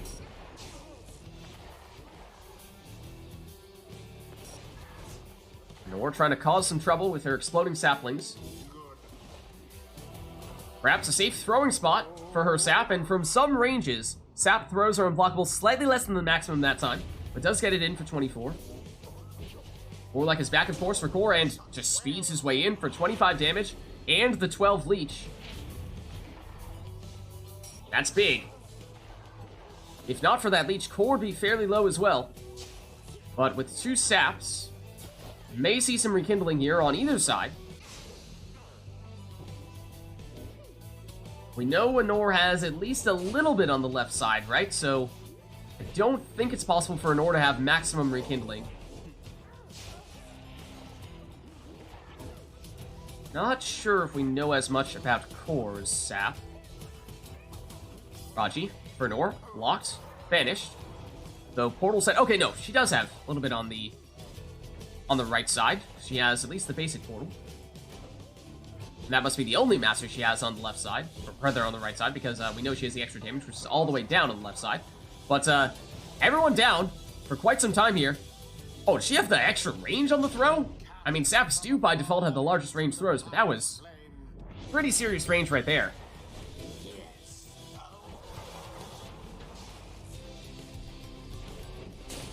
Orlek sets out the Brazen Manor. Core technically doesn't need it, but he'll go for it nonetheless, gets blocked. But Orlek still has it here. But there's the rekindling. It's 10 for Anor. She's holding on for the moment. But one more score all Core needs, and not only did he deal the damage, she did the leech as well. So I suppose in that way, the Brazen Manor did benefit him. Meant he got a little more Pyre life back on his side.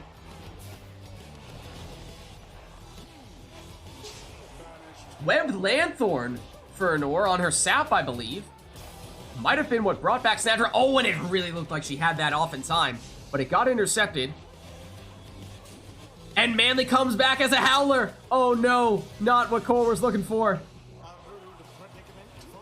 Anor, this time, lands the throw and has the leech from Snadra all the way down to the left side. So not only the 20 damage, but 10 leech. Not a huge factor against all these demons, as they do have enough damage to do more than 20 in one hit. Unless they have to do a quick throw, or if Anor can follow up with some additional leech from Snadra.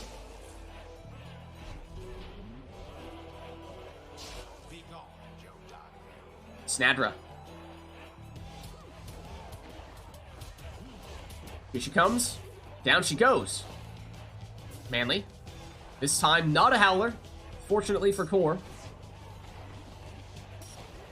Manly down though. Jody banishes one, gets banished. Orlek has returned, though. Anor trying to take him out.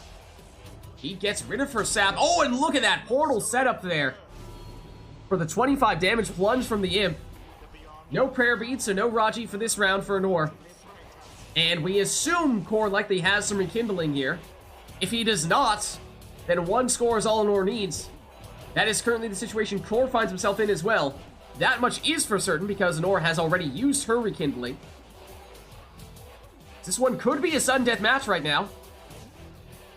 We don't know what the state of Core's sap is. Core hanging out next to the Pyre for the winning plunge. He has 10 because no numbing gust. Either way, Core holds on for the win. I don't think I had sturdy sapling. I think I had 50. The ceremony is complete. He might have. We did not see much from Core's sap there. There's a chance a lot of it was just rekindling waiting in the wings. I could have had the hope, but I don't remember. Yeah. I think I had 50 though. Well, GG's. Anor says she thinks you had 50. Did I even have guardian sapling? I don't think I did. I was all right side. Until the next rite. Yeah, Anor says full right side.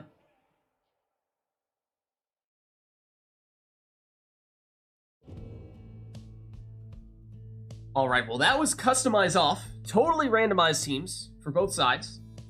Well, let's reset ourselves here and let us know, chat, if there's anything that we would like to see for the next one. Or like it's way too busted. I mean, with no way to get him back, it did raise some questions there, but even with that being the case, Core still made it happen.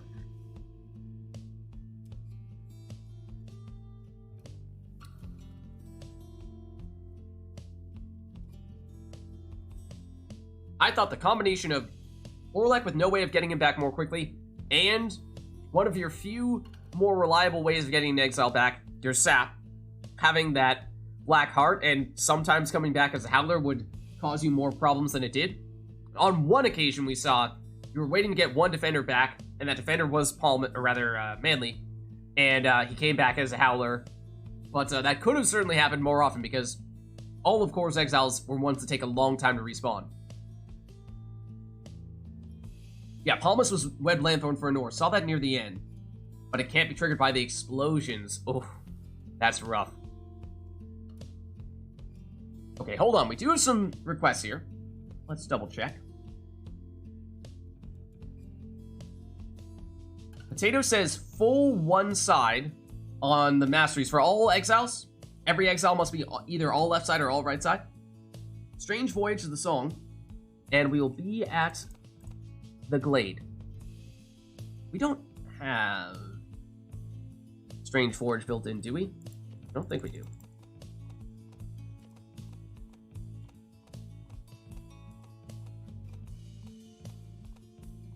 No. Okay. So that'll be a Tariq bot then.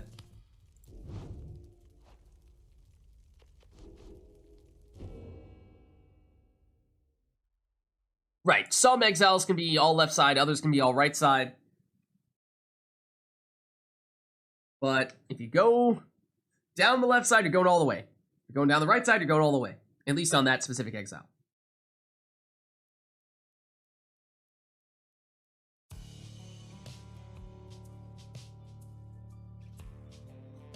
There we are.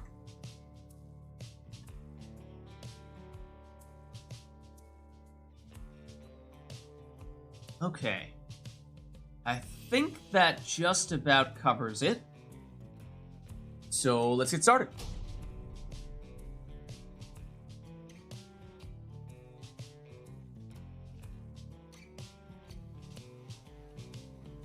The Beyonders shall take on the Pyre Hearts. Welcome. So all exiles must be either all left side or all right side. Anor goes all left side, Nutrition Stick Bullfred, so that means Numbing Gust, the big thing there, but no Rekindling.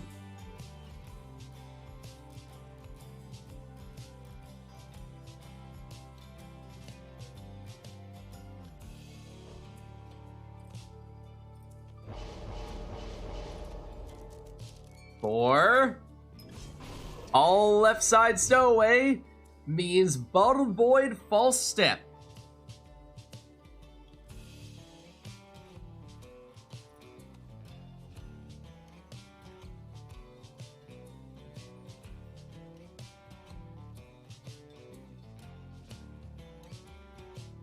So, Nor, you can go either all left side or all right side if you'd like. Glade is modded, correct. Glade, in this case, is modded, so there are no brambles. Exactly.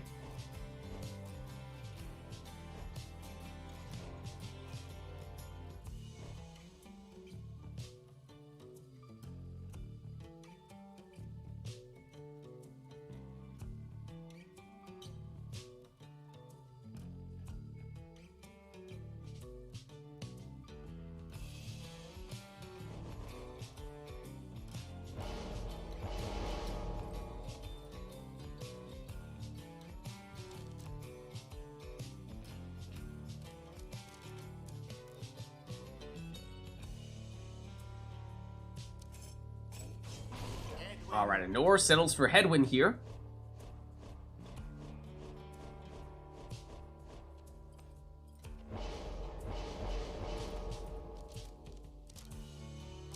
Or goes all left side exploding Gilman.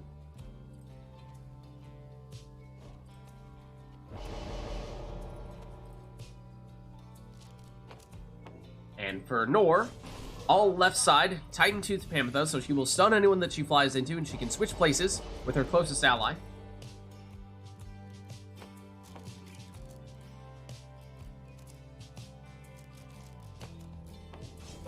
All right side Snadra for core with the additional starting Pyre life. And here we go. Stowaway.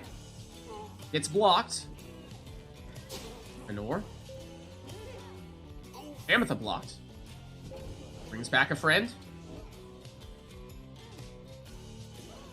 She's blocked, but Titan Tooth will stun. And Core with no way to prevent that stun. Held in place for a while there. Stowaway, I think that was a false step. It was. Enough to throw off the would-be defender.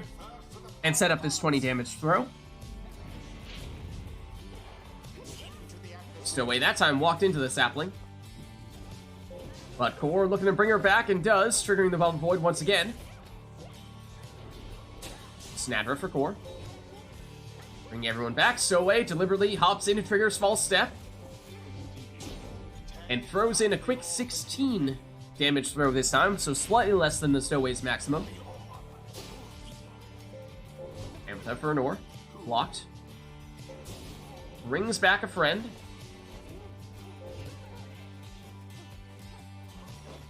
Switches in to Volfred. And passes back, but Volfred goes down. Stowaway. Has a wall of auras in front of the Pyre, so had options. Could have triggered False Step if that was of interest. But now gets stunned. And Anor nearly, but not quite with enough time to make it into the Pyre there. Gilman, down. Volfred and Pamotha for Anor. Pamotha. Blocked, but Titan Tooth. Oh! Core was able to switch out of the stun that time. Here comes a Stowaway straight on in for 20 damage here, but of course Bottled Void means no prayer bead, so she will be out for this round. Core goes the Worm Throwing Root and had just barely enough on it for 12 damage on that throw. Stowaway has returned, that means, but she's stunned here with Titan Tooth. Anor brings back Volfred and blinks on in with that Nutrition Stick for 25 damage. No Volfred now, and oh, Anor may have pushed Core in that time for 20 damage from the Stowaway. That means she will be out for this round, but it also means that one score, maybe all Core needs to remember Anor did not take any Rekindling. Or she did. Oh no, she took the 20 Rekindling Talisman on Headwind. Not the Masteries, because she went all left side on Volfred. But that's all Core needs. That'll seal the deal for the win. Good game. GG. Crushing victory it was. The ceremony is complete. Well played, you two. Let's head on back. Until the stars align.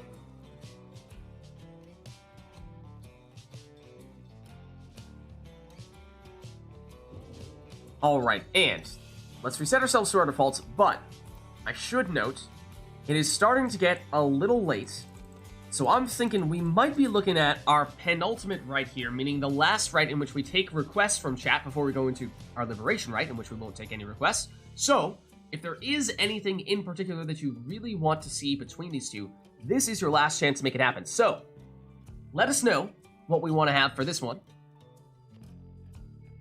Will of the Scribes? Okay, let me usher TariqBot off stage in that case. Adios, TariqBot. Turn back on. Ooh, the in-game music. Like so. Okay. Will of the Scribes. Set that up. Then Orlek, fitting, I suppose. It is kind of sort of his theme. On the boat, no less. Truly the Will of the Scribes. Oh, wow. Look out. Look out. Alright, chat, are we ready for some serious Orlek slam dunks? I mean, I hope that's what we're about to see. It does seem as though the stars have aligned for just that purpose. As to whether the players will look to deliver upon that dream, that hope, that wish, we shall see. But it looks like that covers many of the things. Will of Oris. Possibly. Possibly. It might be specifically an Oris thing this time. Alright, let's hop in.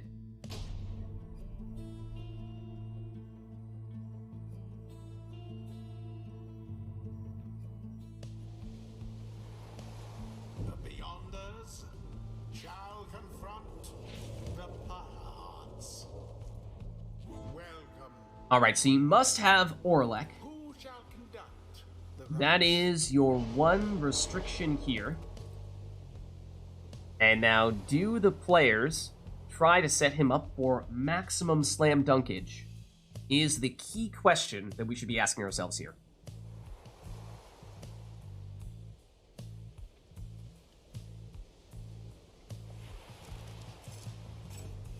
An Oracle's Prayer Beads, which, okay, you know, sort of. The Tailwind Crest perhaps best for the highest probability of getting a full arena slam dunk. Although, by having Prayer Beads, if you do slam dunk with Orlek, obviously you can try again in the next round as well. So there's something to be said for that as well. The quick throws with a more meta Orlek, I mean, yes, but also no.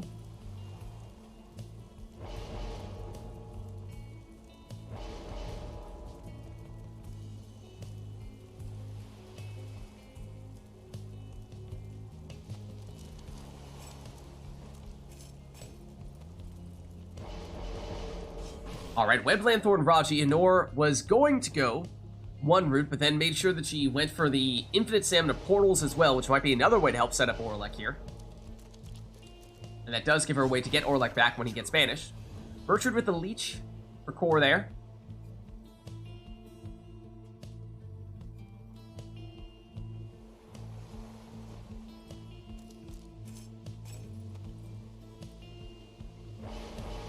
Alright, and this is the other talisman we're looking for. That Tailwind Crest giving Jody some extra speed, which we think increases the likelihood of her getting the super long distance jumps on the boat.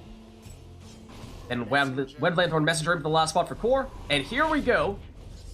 We shall see just how amazing a slam dunk both players are capable of pulling off here. That was not a bad setup there. Of course, you like for the jump to end with a slam dunk straight into the Pyre, but you know, it's not a bad start there for Anor. Bit of an extra hop from core as well from Orlek that time round. Anor through her portal. Infinite stamina. Ooh, a little bit off target on that jump, but does make it in for a 25 damage plunge there. Or a big jump that time, but no orb. Bertrude down. Orlek for Anor. One jump, two jump. Oh, got the big boost. And same with Orlek for core that time. This time it is core, following up with the plunge for 25. Remember, we saw Anor take prayer beads on her Orlek. Not for Core, though. That was a huge jump for Anor. If she had not gotten blocked there, that might have been a full arena. Not quite as much on that one. Core's throw. Oh, not quick enough. No one back to defend at the moment. Plenty of time for Anor to set this one up. It's not exactly the jump she was looking for there, though. Blocked this time. Blocked again. Core with it back, but now Core is blocked. Core with Bertrude back. Series of banishments. Bertrude returns, but Anor has a portal set up right next to Core's Pyre. This time going the throwing route, but it's intercepted. Orb somehow magically falls back out right in the middle of the arena. But Anor has it back.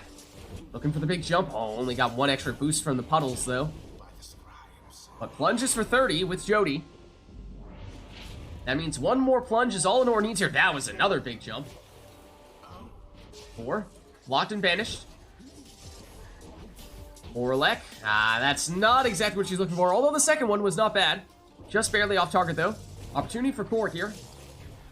Going for Bertrude. Oh, not quick enough. Anor with the portal play. Trying to get that infinite stamina with Orlek. Backs it up, looking for the big jump.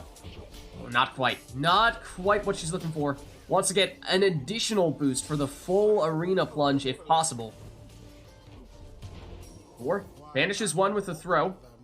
Has the orb back. It was so small that you couldn't even see it there. 4 technically has more damage with his Bertrude throw, and so, oh, not only that, he has the leech as well. So that was a good play by Core, mindful to not only get the extra damage, but also get the leech, so now he can survive one more score. Orlek for Anor. The half arena jump, but not as much glory from that Orlek dive as we might have expected, as we might have hoped. That's a big jump backwards. But Anor's looking for that going in the other direction, of course, under ideal circumstances. Orlek hip-hop hopping around Tokyo City like a big playground, but he's blocked and banished. There's a big hop from Core. Nearly got the extra boost from the second puddle, but gets in a 17 damage throw here. Nobody truly understands the power of the boat, and that is what makes the boat so powerful.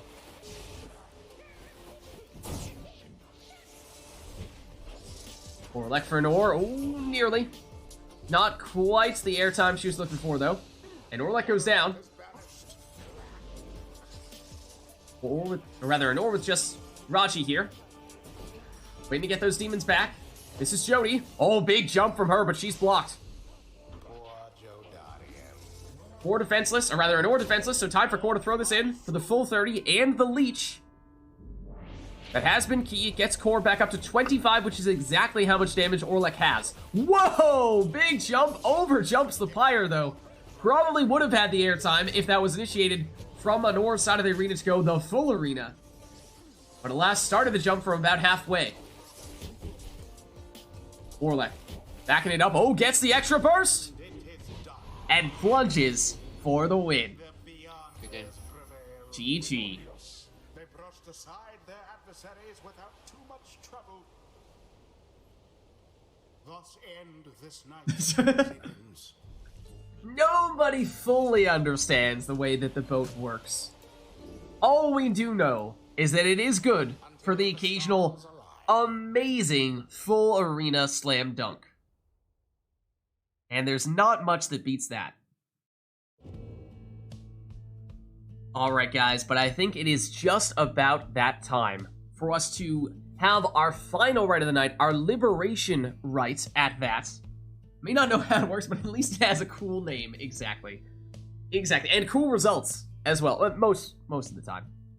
Can perhaps be frustrating on occasion if you have some unexpected jumps that go much farther or closer than you were expecting.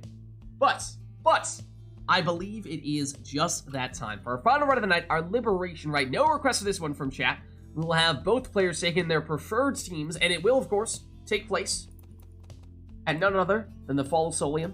Sermon intro on, we will go Never to Return, the version of Player 2, which in this case would be the Pyre Hearts.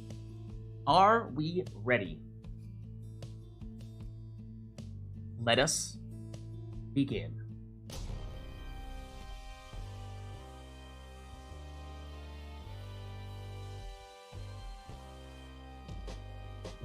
Stand forth, exiles.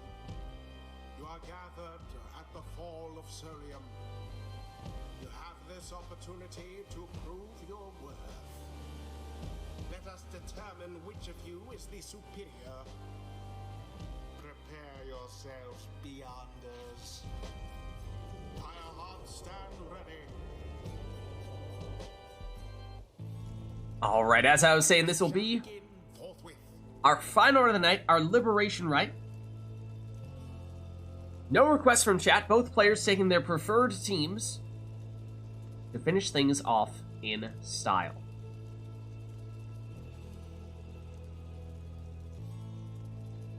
What, me? What did I say? What did I phrase that way?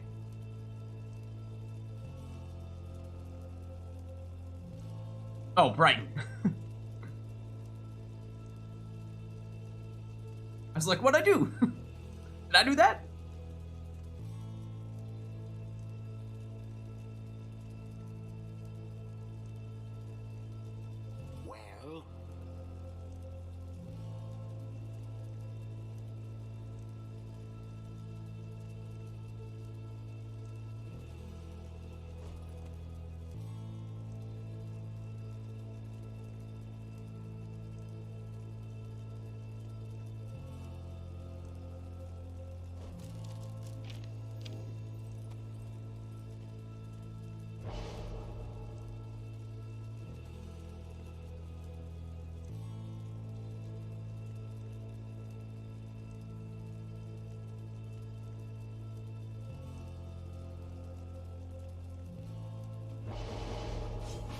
Well, Alright, Anor will start with her go-to, that being the Nutrition Stick Volfred play. 4, leading off with Aura's Scale on Gilman for the extra jumping distance.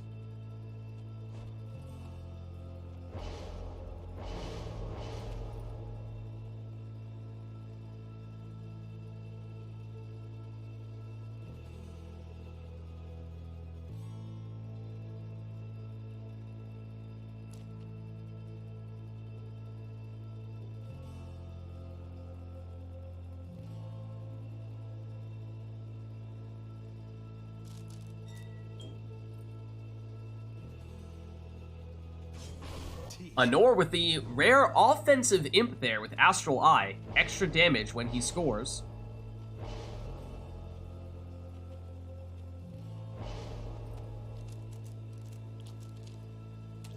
Or with a saluting, leeching Bertrude, so he can transform all of Anor's exiles into defenseless howlers once during this rite.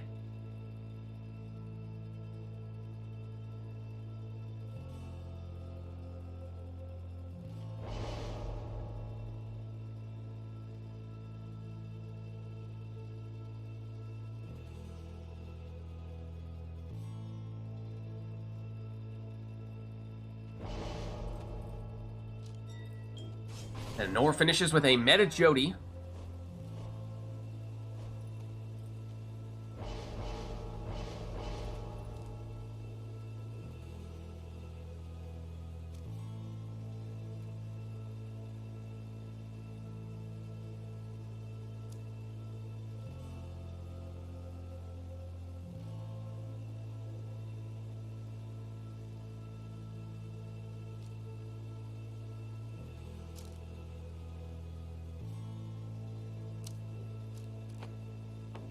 Last one from Core, extra Pyre Life from Zadra, and here we go, our final rite of the night, our Liberation Rite, Anor on the left, representing the Beyonders, Core on the right, representing the Pyre Hearts. Best of luck to you both.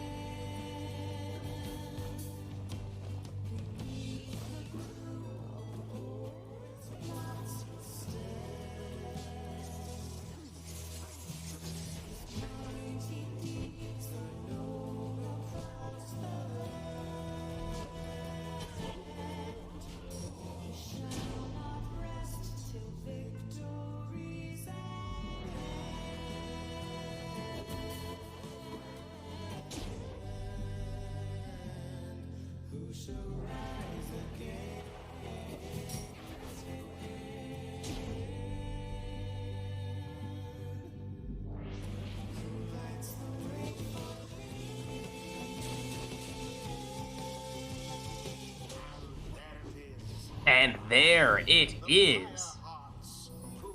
GG. For Igneos. Well played, you two. And thus ends the Liberation Rites.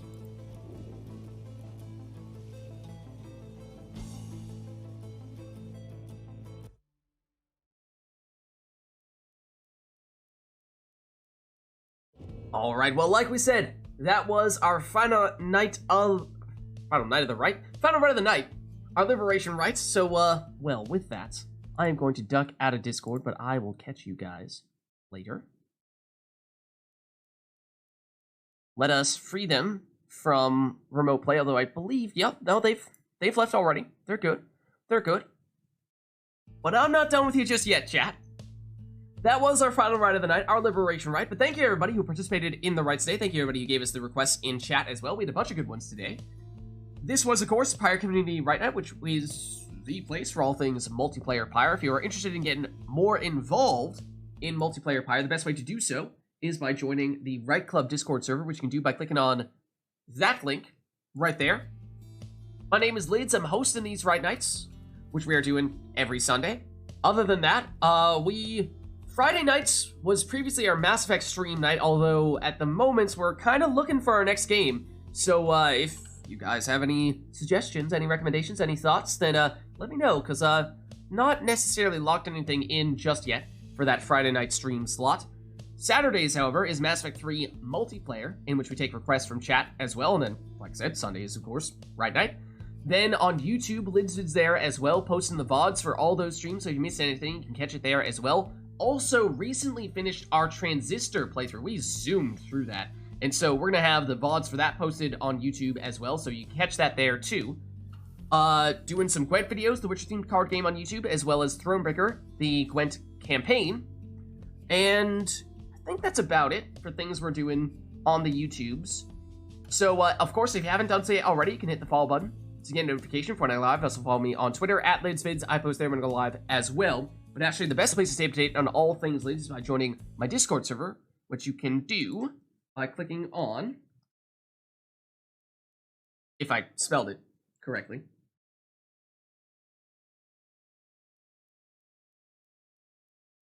if Nightbot would, you know, like do the thing, like, and Nightbot, that time I did spell it correctly. Nightbot, there it is. Thanks, Nightbot. That is the best place to stay up to date on all things Lids. But that's going to be it for me for tonight, so thank you all for watching. Hope you enjoyed the stream, and I'll catch you next time.